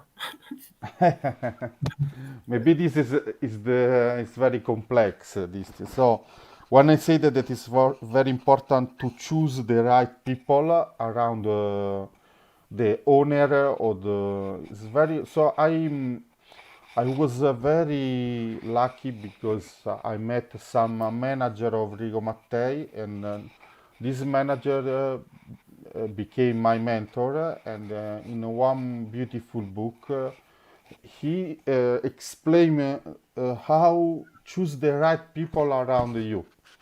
This is for me the first part of the cyber, no? Cioè, to avoid so people too much aggressive or that maybe think only about the money, no? This is very important because the money is so if the idea is good in this period of the world is more important the idea that the money, because the world is full of money, is exaggerated the amount of the money. So, but it's very important to choose the people. It's not easy because it's possible to choose the wrong person. But this is the first part of the cyber. So you more going for the long-term plan instead of the live for today. Yeah. So also there are also fantastic. So I'm electronic, informatic, telecom engineer. So there's an incredible tool of the cyber, but it's very important to avoid that someone so steal the information with the USB, no? Is very, but I really choose the right person or the person with the same value is the brain is after, but is important. So The first good, comes aptitude, then yes. comes the brain, then the skills, and then perhaps money. No, but really, so no, it's funny because if you create a good environment, so all the people start to look the information, look the content, and a lot of people every morning call at me and say to me, I had this information, this report, this content is very important to invest in the people, in the right people. It's very important. So you mentioned a book. What the title is? It's Or if is you have a the copy to show. one second, one second. It's maybe 1 second.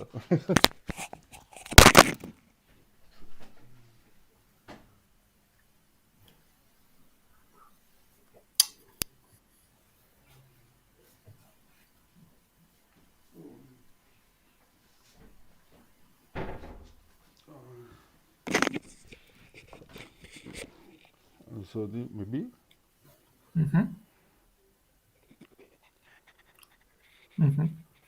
Ah, is interesting. no, because Giuseppe Accorinti was a CEO of the IGF for 25 years, no? And after president any corporate university.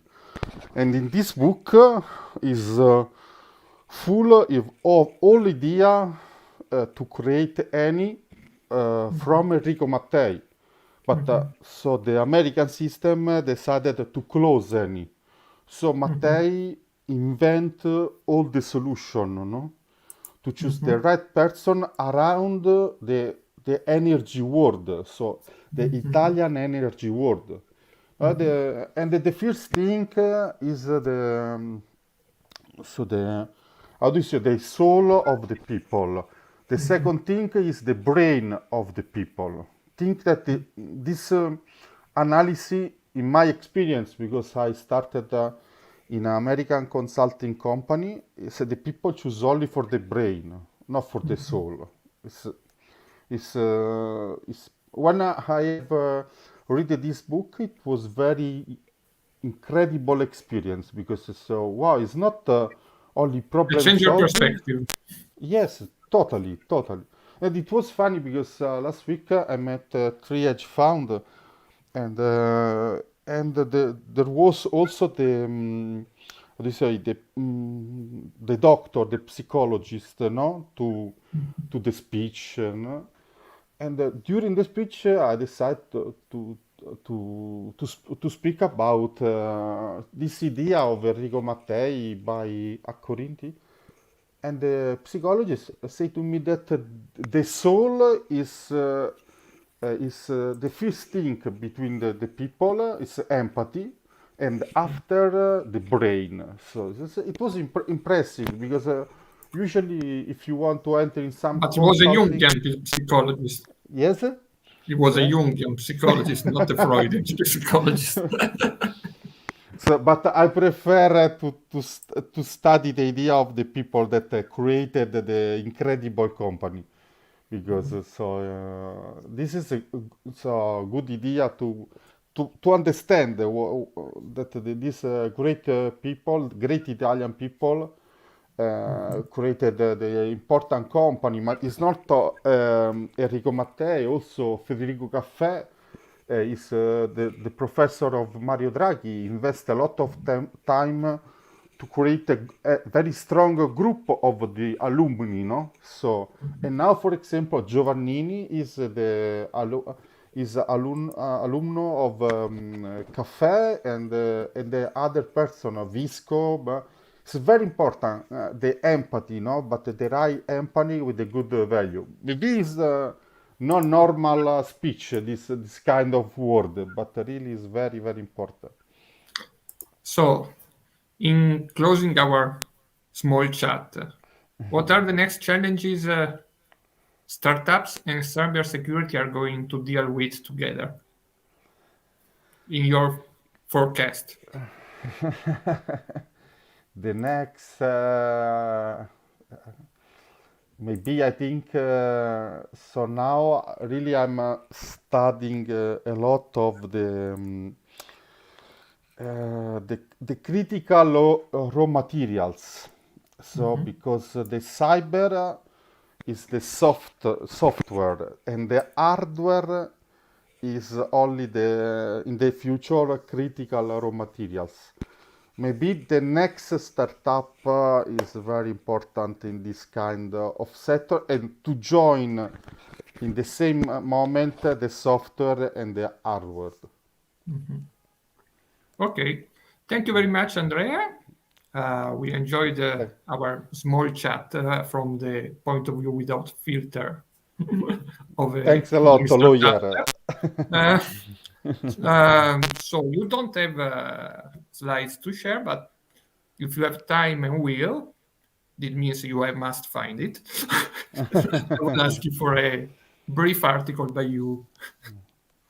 Remember Sure. what is important to you as a message for Okay, thanks a startups in lot. cybersecurity. Thanks you Bye-bye. very much. So we are leaving for half past an hour, but we will be back with social media platform and digital communication. See you at half past 4.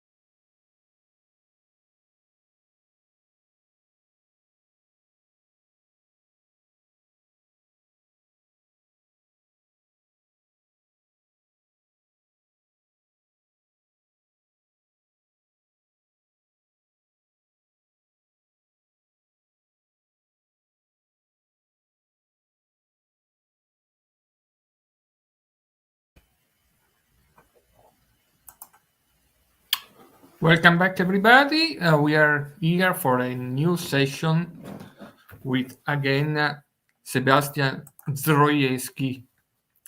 Did I pronounce it correct? Yes, sounds good. So we have a red thread moving through this day because we start with, we can say, non-verbal communication like creative content, music, images. We pass through the abuse of communication with cybersecurity and women. We went through the communication between patient and doctors, and we moved to the startup world with the communication between its main actors, how to develop safely and correctly a new idea and to protect it. Now we go back to communication, the social platform with Sebastian. Why not with also some psychological aspects of what the digital communication means. Mm-hmm. So Here you go. Thank you. So the idea of this panel is to talk a little bit more about what does it mean to communicate in digital era, and what are the challenges for businesses, mainly for businesses, about the communication. So let me get a quick introduction on what's going on the landscape, and what are the challenges and the objectives of an effective communication in the digital era. What are the challenges? The challenges today are for businesses is to identify the target users, who is the user that can be interested in your communication, how to handle the platform limitations, such as the algorithms that actually behave in different ways based on if you are paying for sponsored contents or if you are trying to reach your organic followers. And this is constantly changing, so you also have to do quite some reverse engineering of these methods on the platforms. Identify the visual content on the communication. Inevitably, the first thing that you see on any kind of content is what you see. So it's an image, probably a video, or something that can hit your attention. Create the right message and challenge the fake news industry, which is creating an incredibly massive amount of contents on the social media platforms. Also, there is, as usual, when we talk about content and we talk about visual content or audiovisual content, we are talking also about copyright. So what does it mean using obtaining the rights to promote some kind of content if we are using third-party contents, creating the correct message, and handle the copyright claims that, like we said earlier today, businesses and authors can actually face a moment where their content is being claimed as infringing someone's copyright. So how do we handle this kind of information, this kind of situations? So what is the landscape of the communication platforms and the communication availabilities? Earlier this year, we made a quick research on what are the major social media platforms that businesses should get to know about based on the kind of target users or the target customers they want to reach. So we can find a lot of sites talking about hundreds of social media platforms that can be used to promote messages, to promote campaigns or other information. On Wikipedia, we found that there are currently 265 active social media channels based on verticals, more specific for some kind of specific audiences, and searching the right platform may be already is a challenge that we need to face about. We will mainly stick to the major platforms the most used at this time, but the reality is these major platforms do not necessarily cover all the requirements or all the interests of the target audience. The second issue we have is the attention span. The attention span of the reader. When we use our phones, we tend to swipe extremely quickly on the contents. The attention span from the user to catch his or her attention is actually really, really short. Some studies suggest that this time is around 2 seconds. So this is another challenge that the corporate users are currently having when trying to communicate to a vast amount of users. So what this challenge brings us to? It brings us to having to do some research, a lot of research actually. So where is your audience? If you are a company that works in a specific field, in a specific area, in a specific business field, you should know where is your audience. So choosing the right channel rather than using a really generic one.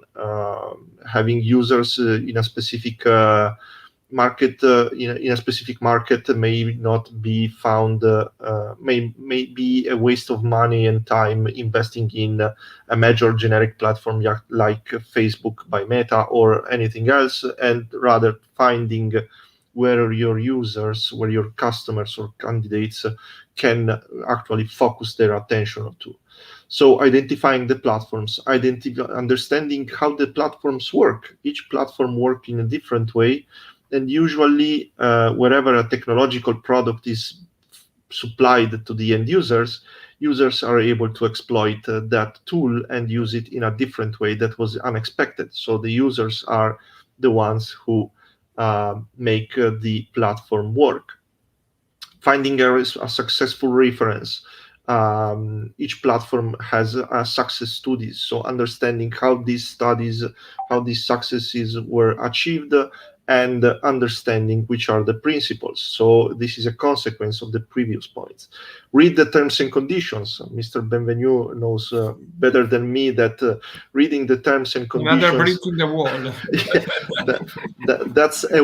That's an entire wall, actually, from my perspective. So understanding what the terms and conditions of that specific platform provides you is something that you need to know to face the challenge, the problems that can emerge later when using the platform itself. And then understand if the platform itself fits your mission, vision, and values. You should not perhaps find and use a platform that is in contrast with your principles. So that's a wider, more ethical, let's see, it's a more ethical aspect of the communication within this kind of, in the digital era, specifically because we have a lot of activism going on the internet. So going against your vision on a social media that does not reflect your vision may simply mean that you will be facing many issues, many pressure, and many problems, as we will see in a while. So this is not enough. You should also do more research about what is the language that platform is working mainly with, the political background that it may cover. So specifically, if you intend to approach the Asian market, you should understand what is the form and the traditions and the overall the culture of that market before approaching it. You cannot Even more the vocabulary. Sorry? Even more the vocabulary. My wife is Russian, and if you use the inveterate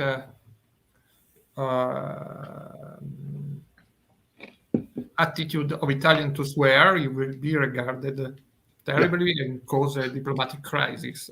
Yeah, absolutely. There were cases where companies were banned from a country just because their name, for example, or the name of the product was offensive in that culture or in that language. So this is something that cannot be really cannot be underestimated and should be analyzed before going onto that specific market.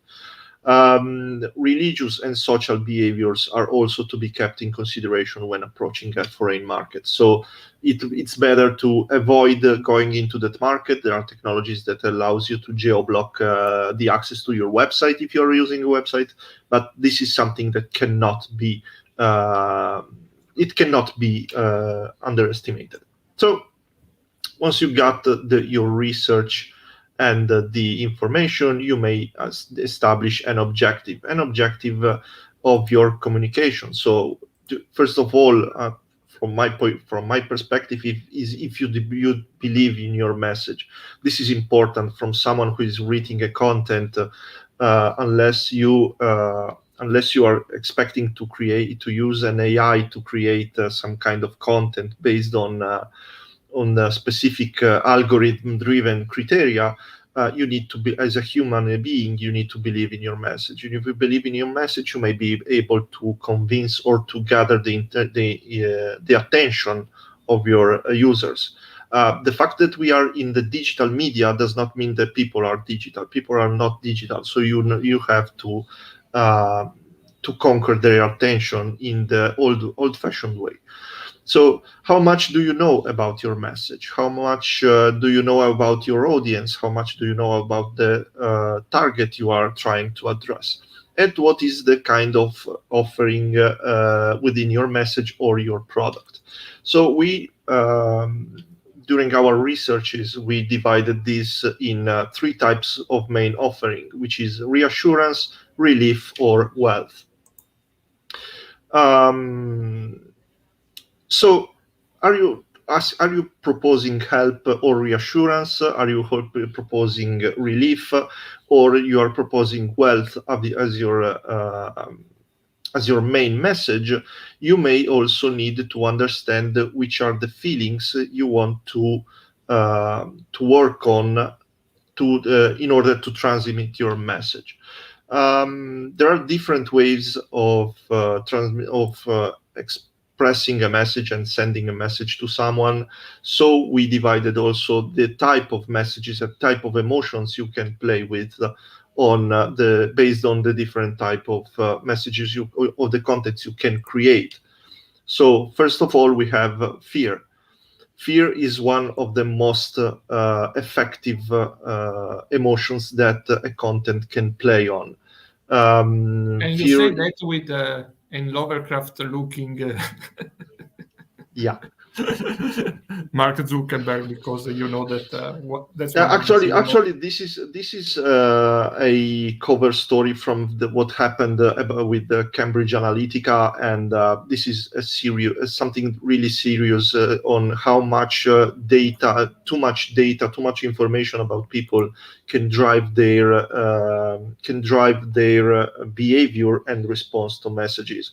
So actually, what Cambridge Analytica did in many circumstances was playing on fear of people for something that may happen in the worst case scenario, something that could happen to them or their families, something that could actually destroy their equilibrium, their balance in their lives. So fear is used very effectively in advertising, and for sure one of the best methods are fake news, conspiracies, disinformation, and scams. Later on, I will present how a matrix of how these different ways can be used to exploit or transmit correctly a message. So after fear, we have hype. Hype is a source of dopamine, of adrenaline. It allows people to feel excited about something. So we saw a lot of amount of hypes about technologies, about blockchain, about cryptocurrencies, investments. Also here we found a lot of fake news.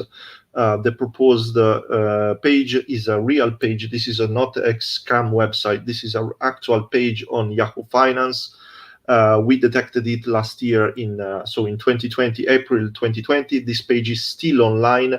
This is still a fake news. So this is something that through being widespread, diffused and shared on the social media, it actually became so solid in the terms of reputation that it was able to become an actual news.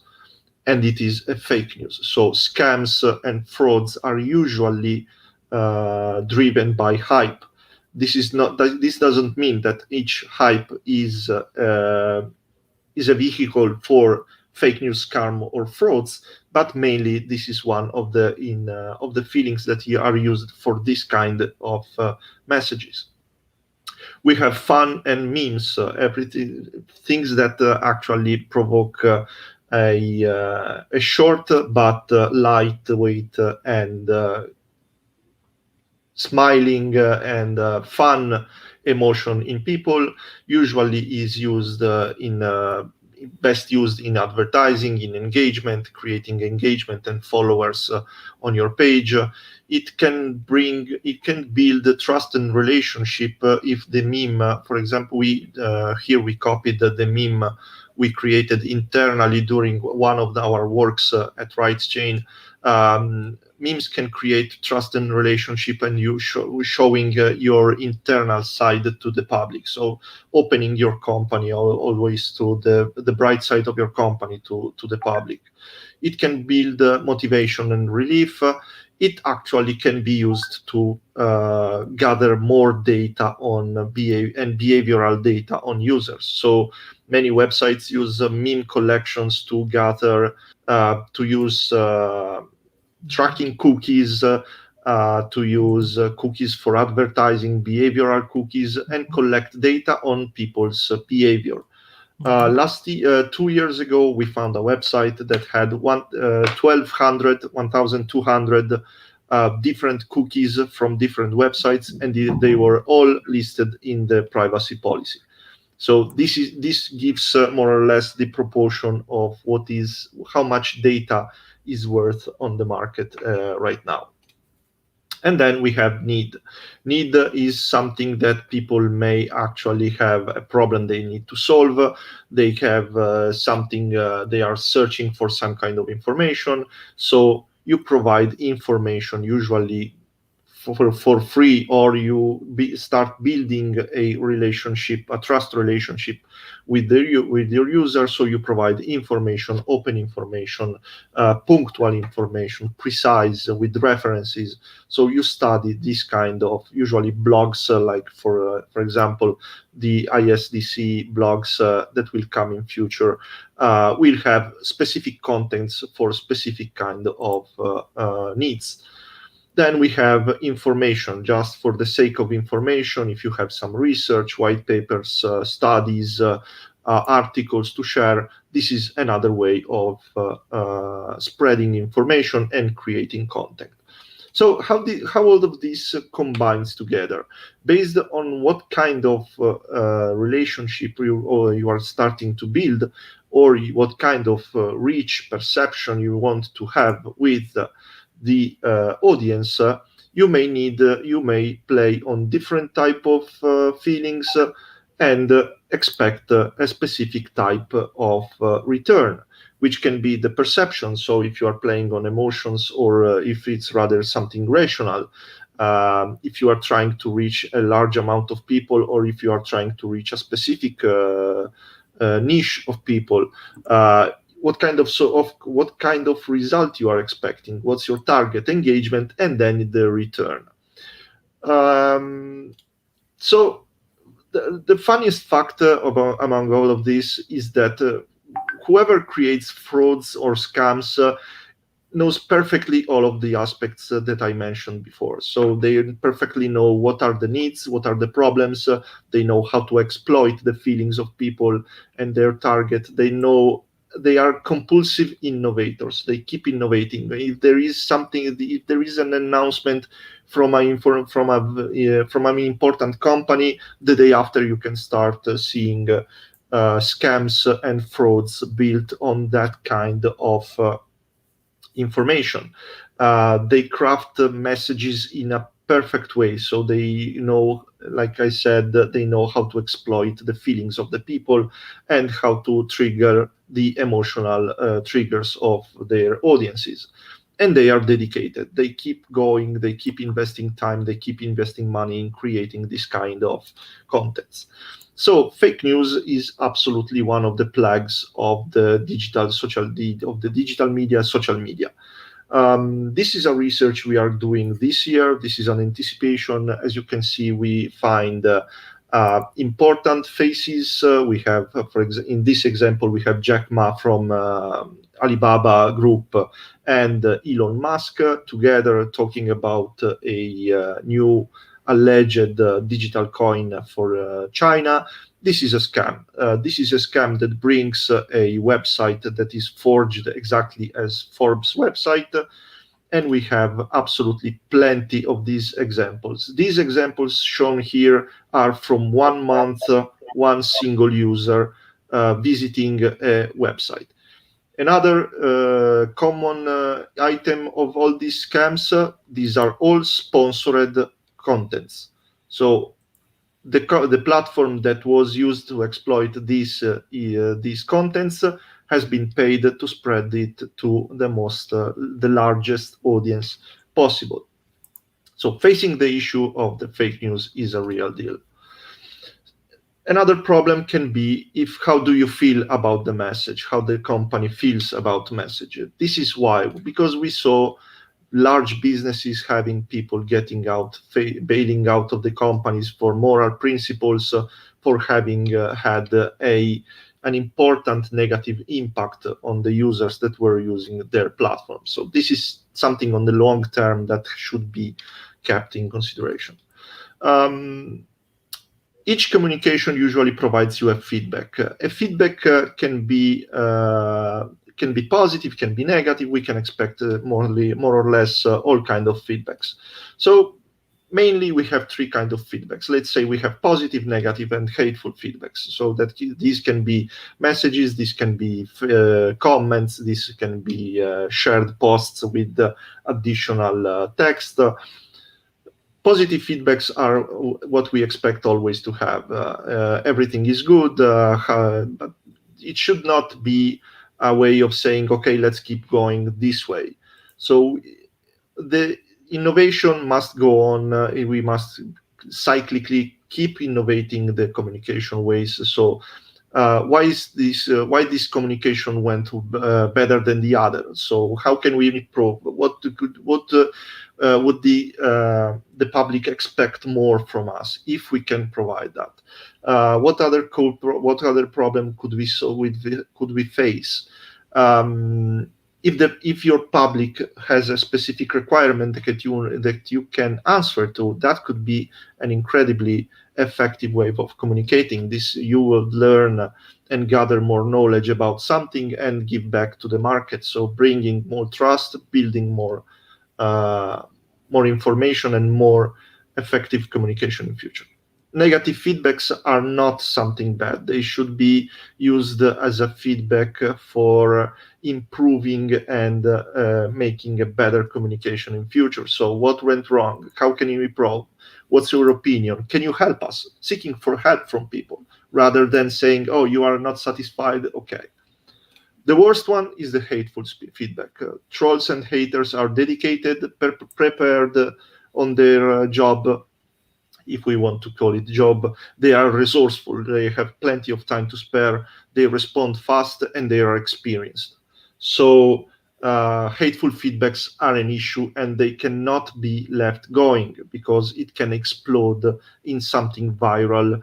And we have examples of groups of hate speech and hate groups that are well organized and they are extremely effective. So hateful feedbacks must be managed. You cannot think of deleting the comment or just because you should expect something worse coming right after that. So this is another phase, and this is one of the most effective ways of attacking someone's content. The expectations are, of course, can vary on the type of feeling that you are exploiting or you are playing on, and you can expect, for example, if you work with the fear as a main emotion for a comment, for a content, you will most likely should expect a very high response in hate responses and hateful comments. So understanding the feedbacks improve the information your target audience, learn from the people, learn from your audience more to better understand the backgrounds, the social media itself, the target you are using. You cannot expect to go on TikTok, for example, and create a video that you should use on a broadcast television. That would simply not work. So find someone who will provide you an insightful feedback. I beg your pardon, Sebastian, but Sure. how many times there is left? Because we have the last 5 minutes and I'm almost done. Okay. So the next ones are absolutely, yeah, I'm keeping an eye on the clock. So understanding the feedbacks is vital. Every project is every post is a project. This is a meme coming from the past when each project is made of 6 phases. It's made of enthusiasm at the beginning, disillusionment when the project goes on, the panic when you see everything is going wrong, searching for the guilty, punishment of the innocents, and praise of the non-participants. This is something that we've seen in past in different situations, and actually, really, each post is a project and should be treated seriously.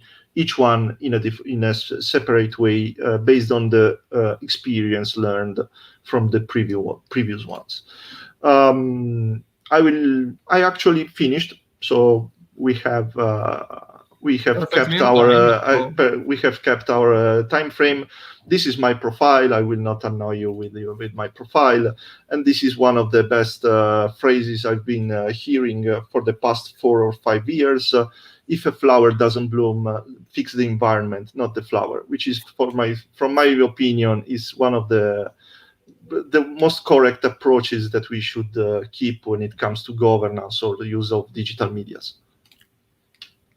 Thank you very much. Thank you. So, out of program, I'm joining the next panelist, and I'm joining. Hello. Hello. Thank Giovanni. you for inviting me, and I'm very happy to be here. So, for a few minutes of moving, it's nice to see all of us together, even if in a weirder way, because we know each other and we read each other through internet and follow to us. Yes. So, thank you very much, Sebastian, for this second speech. Thank you for the space.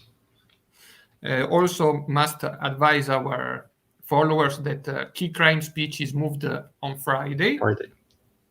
And it would be there about the critical importance of collecting data in researching crime. And now we talk about communication. We are in an internet governance forum. So what's best than to talk about governance and in artificial intelligence with one of my favorite authors on the team in LinkedIn. I'm saying it on my own power of moderator. So, Raffaella, would you like to present yourself? And then we dismiss Sebastian. Thank you. See you. Thank you for the compliment. Goodbye. Yeah.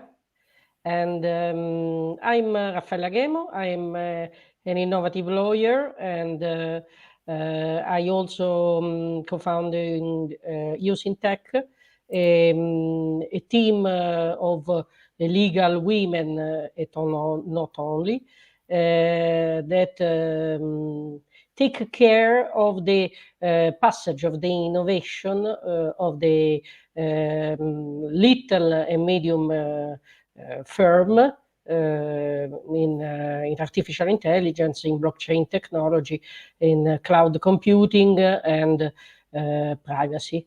I have written a lot of deepening about artificial intelligence and blockchain, and are published on Italian and foreigner publication. Thanks a lot. So, do you have any slide, Raffaella? No, No, I have no I slide. have a free speech. So, In my speech, I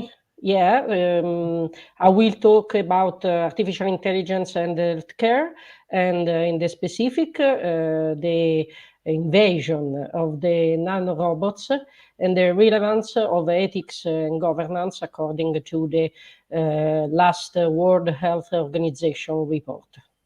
Okay, I'm not stealing you any more time, so the stage is yours. Thank you. If research and automation can help us defeat disease with the promise of longer life for all, not being able to know and the resulting output in full, puts health worker in front of new and more pressing responsibility, which must be followed by appropriate security protocols and protection of the weak subject, the patient. One of the major data privacy and security issues with the application of algorithmic tools in healthcare is the need to use anonymous information or obtain patient authorization to use identifiable information. Sometimes even anonymous information is not sufficient for machine learning. Such technologies could dehumanize care, undermine the autonomy and independence of older people, and pose a significant risk to patient privacy, all of which are contrary to the right to health. Nanorobotics is a field in which microscopic robots will be created to perform medical procedures. Nanorobots will consist of an intelligent structure that will have the ability to insight, detect, signal, process information, and perform the required treatment on a nanoscale. Nanoscience and nanotechnology introduce us to a world in which we can see and can gain control at the atomic and molecular level. In the nano world, a small difference in size adds up to a huge difference in function.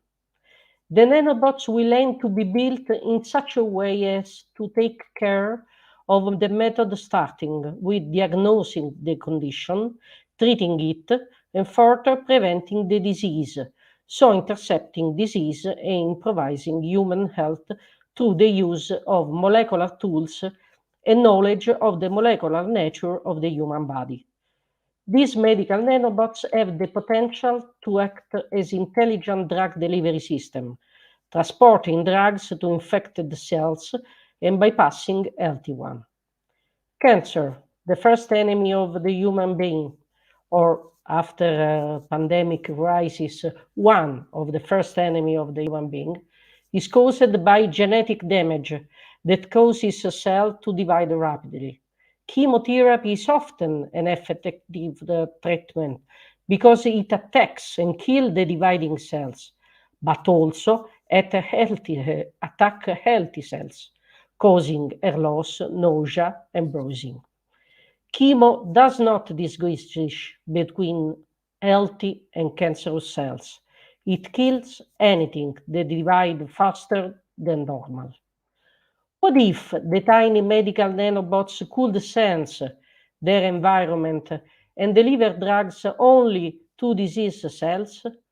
Ping Han, a bioengineer at the Duarte National Medical Center in California, says it will soon be a reality. After years of speculation and animal testing, the next few years will see the first clinical trials of medical nanobots in humans. Bioethic laws and policies play a role in regulating the use of artificial intelligence, and in recent years, several bioethics laws have been revised to include recognition of the growing use of artificial intelligence in science, health, and medicine. The French government latest revision of its national bioethics law, which was passed in 2019, set standards to address the rapid growth of digital technology in the healthcare system. It includes standards for human oversight or human assurance, requiring assessment by patient and doctor at critical points in AI implementation. It also supports a free and informed consent for the use of data and the creation of a secure national platform for the collection and processing of health data.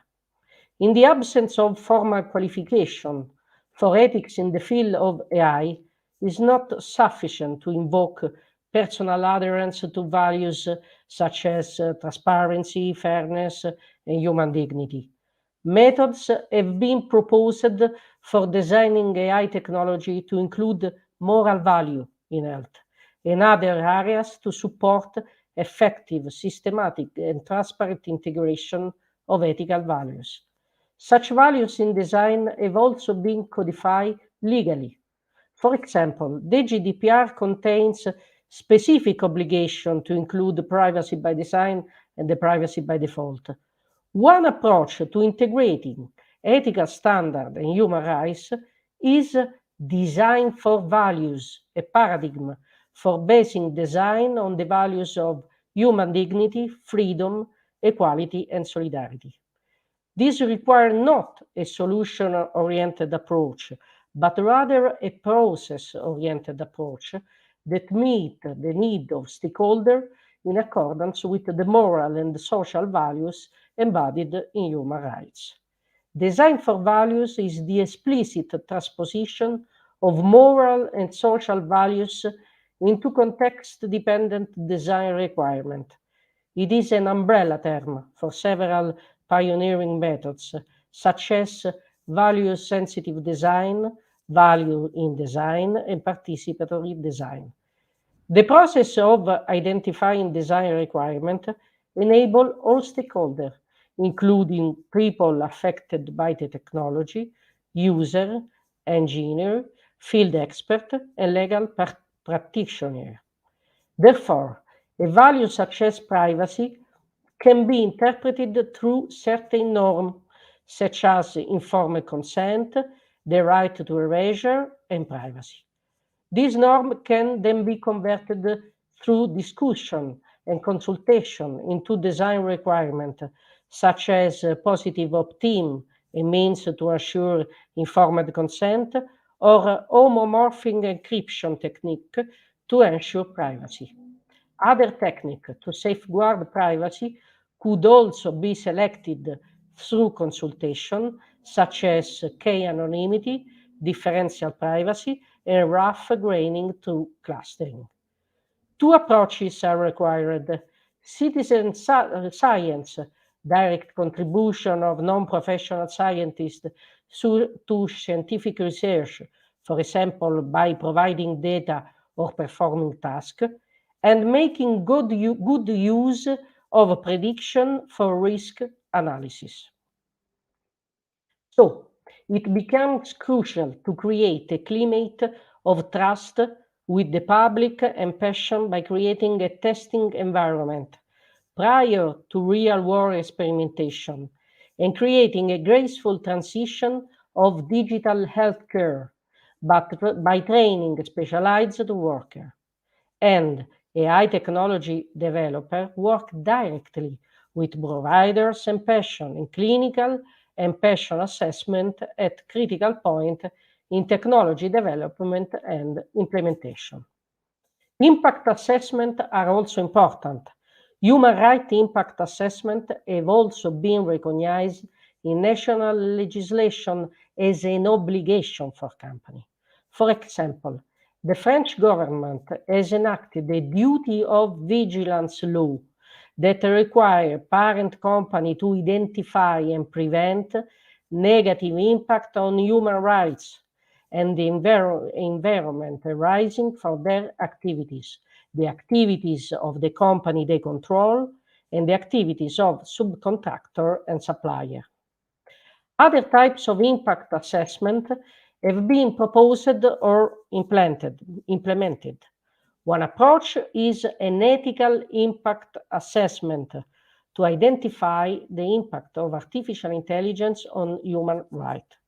A second approach, proposed by the AI Now Institute, is an algorithmic impact assessment for public agencies as a practical framework for evaluating automated decision-making system and ensuring public accountability.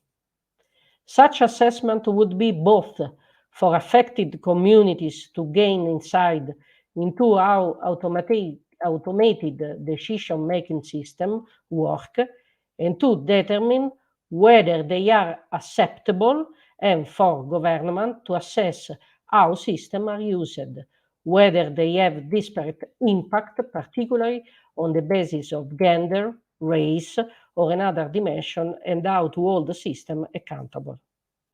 Artificial intelligence algorithms have certain shortcomings, including inapplicability outside their domain of training or bias. We know that blind spot in machine learning can sometimes mimic society's worst prejudice, with the risk of unintended consequences that have particular effect on minority groups, which can open up providers to greater liability if they depend on this algorithm to help diagnose patients. The World Health Organization has published its first global report on artificial intelligence in healthcare, where it lists six guiding principles for its design and use. 1. Protect human autonomy. In the context of healthcare, this means that humans should remain in control of health system and medical decisions. Privacy should be protected. Patients should be able to give realistic, informed consent within legal frameworks that protect their data. 2. Promoting human welfare and safety and the public interest. AI technology developers should meet regulatory requirements for safety, accuracy, and efficacy for well-defined use cases or indication. Quality control and improvement measures should be available. 3. Ensure transparency, explainability, and intelligibility. Transparency requires that sufficient information is published or documented prior to the realization or implementation of an AI technology.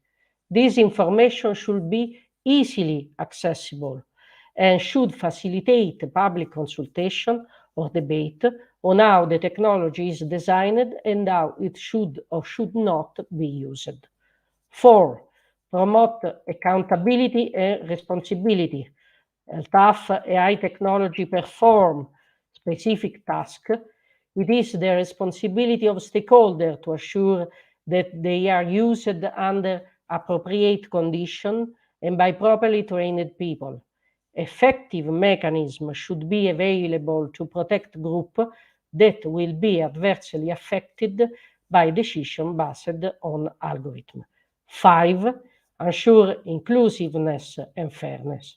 Inclusiveness requires that artificial intelligence for health be developed to encourage the fairest possible use and access, regardless of age, sex, gender, income, race, ethnicity, sexual orientation, ability, or other characteristics protected by human rights code.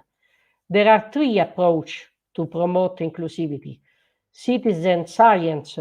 This ensures respectful co-creation of artificial intelligence technology that reduce the distance between the researcher or programmer and the individual the technology is intended to serve. Open source software. Transparency and participation can be increased through the use of open source software by making the source code of the software publicly available. Increased diversity. All too often, efforts to increase the diversity of artificial intelligence technology involve increasing the diversity of the data on which they are based. 6. Promote responsive and sustainable AI system. Designer, developer, and user should continuously and transparently evaluate AI application during their actual use to determine whether they minimize environmental consequences and increase energy efficiency. Health data have enormous potential to transform healthcare, health service design, research, and individual health management. However, health data collected by institutions tend to remain isolated within those institutions, limiting access by other service, individual or researcher. In addition, health data generated outside health service, for example, wearable devices, may not be easily accessible or usable by individuals or linked to other parts of the health system. There are ongoing tensions between data protection and the use of data for the public good, for example, the research. At the same time, there are a number of data platforms that provide ways to disrupt these traditional health data silos, giving greater control to individual and community. And they are data trust. Data trust are a repeatable framework of terms, a mechanism that is mandatory for use or subject to control or certification, in particular context to provide oversight of access to data.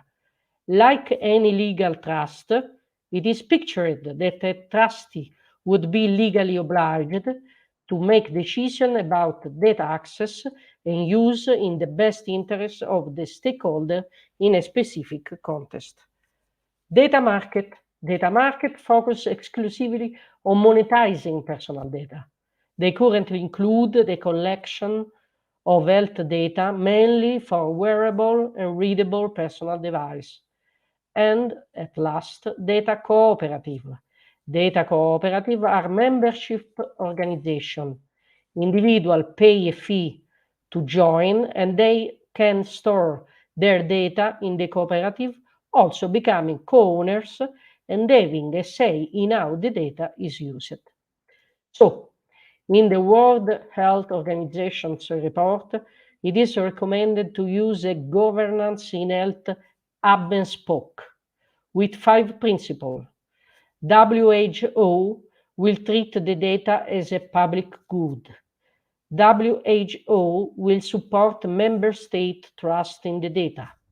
WHO will support member state capacity for data and health information system. WHO will be a responsible data manager and administrator. WHO will strive to fill public health data gaps. In conclusion, we are witnessing a gradual shift from the institutional to the individual, to the collective and the public good. There seems to be a shift towards collective model of governance. The privacy of medical data is an important issue due to the sensitive nature of some information and the risk that arise if data leak into other areas of life. The risk of breaching the privacy of medical data are particularly high for certain health conditions, for example, mental health conditions. So, 3 broad waves of data governance are therefore emerging. Control with institution, control with individual, and shared control between individual and the collective. Thank you. Thank you very much, Raffaella. So you don't have any slides, but I kindly ask you if we can have an article fixing all these points to publish on the website of the organization at your leisure by the end of the year. But it was so an interesting speech that we need a document to fix all the complex. To fix the principle. After the stuff, everything will be published and maintained on the website so everybody can follow, because PT from 6 to 10, of course, everybody, so there are some time, hourly working time, so actually I was waiting really low presence, but I can say we reached almost 7,000 people for the first day. So, and it's an important number. Yeah, actually, yes. I know also that the main panel goes well. So tomorrow we will try to stay in the main hall instead in this bugigattolo. But here's the problem. Little corner. Yeah, almost. Provided you have a power source for the whole day. Yeah, actually, yes. But basically, we ask we ask to be hosted by one of the part of the security room. Well, tomorrow we will fix even that. We didn't know that. So, thanks, Raffaella. Very interesting speech, but please give us some documentation, because people yes, I have ask. no problem. Yes, I have with very pleasure. There is no problem. Thanks a lot. Thanks to you for inviting me for the space that I have, and thank you to Alessandro for the wonderful work as a moderator. And so I'm very happy to be here. Okay. That's the end of the first day for us. We'll be seeing each other tomorrow from 11 o'clock Central European Time. And to know which are our panelists, I advise you strongly to subscribe to our LinkedIn page, and so you can see our program for the next 4 days. Exactly. All the days are already posted on our YouTube channel and on Facebook and on LinkedIn and in different social and whatever. So you can press remind me and you will receive an email when it will start. So thanks for the patience for all the issue of today, even the movement, but nobody's perfect. We had less issue than the main panel. That's good. So thanks to everyone, and see you tomorrow. You don't say analytics in public. Yeah. No, I say we have less. So we have 1. They have 0. No, I'm joking. No. Anyway, thanks also Internet Governance Forum that give us the possibility to be the remote hub and to co-host, cooperate, all this stuff. See you tomorrow. Thanks, everyone. So, end of transmission.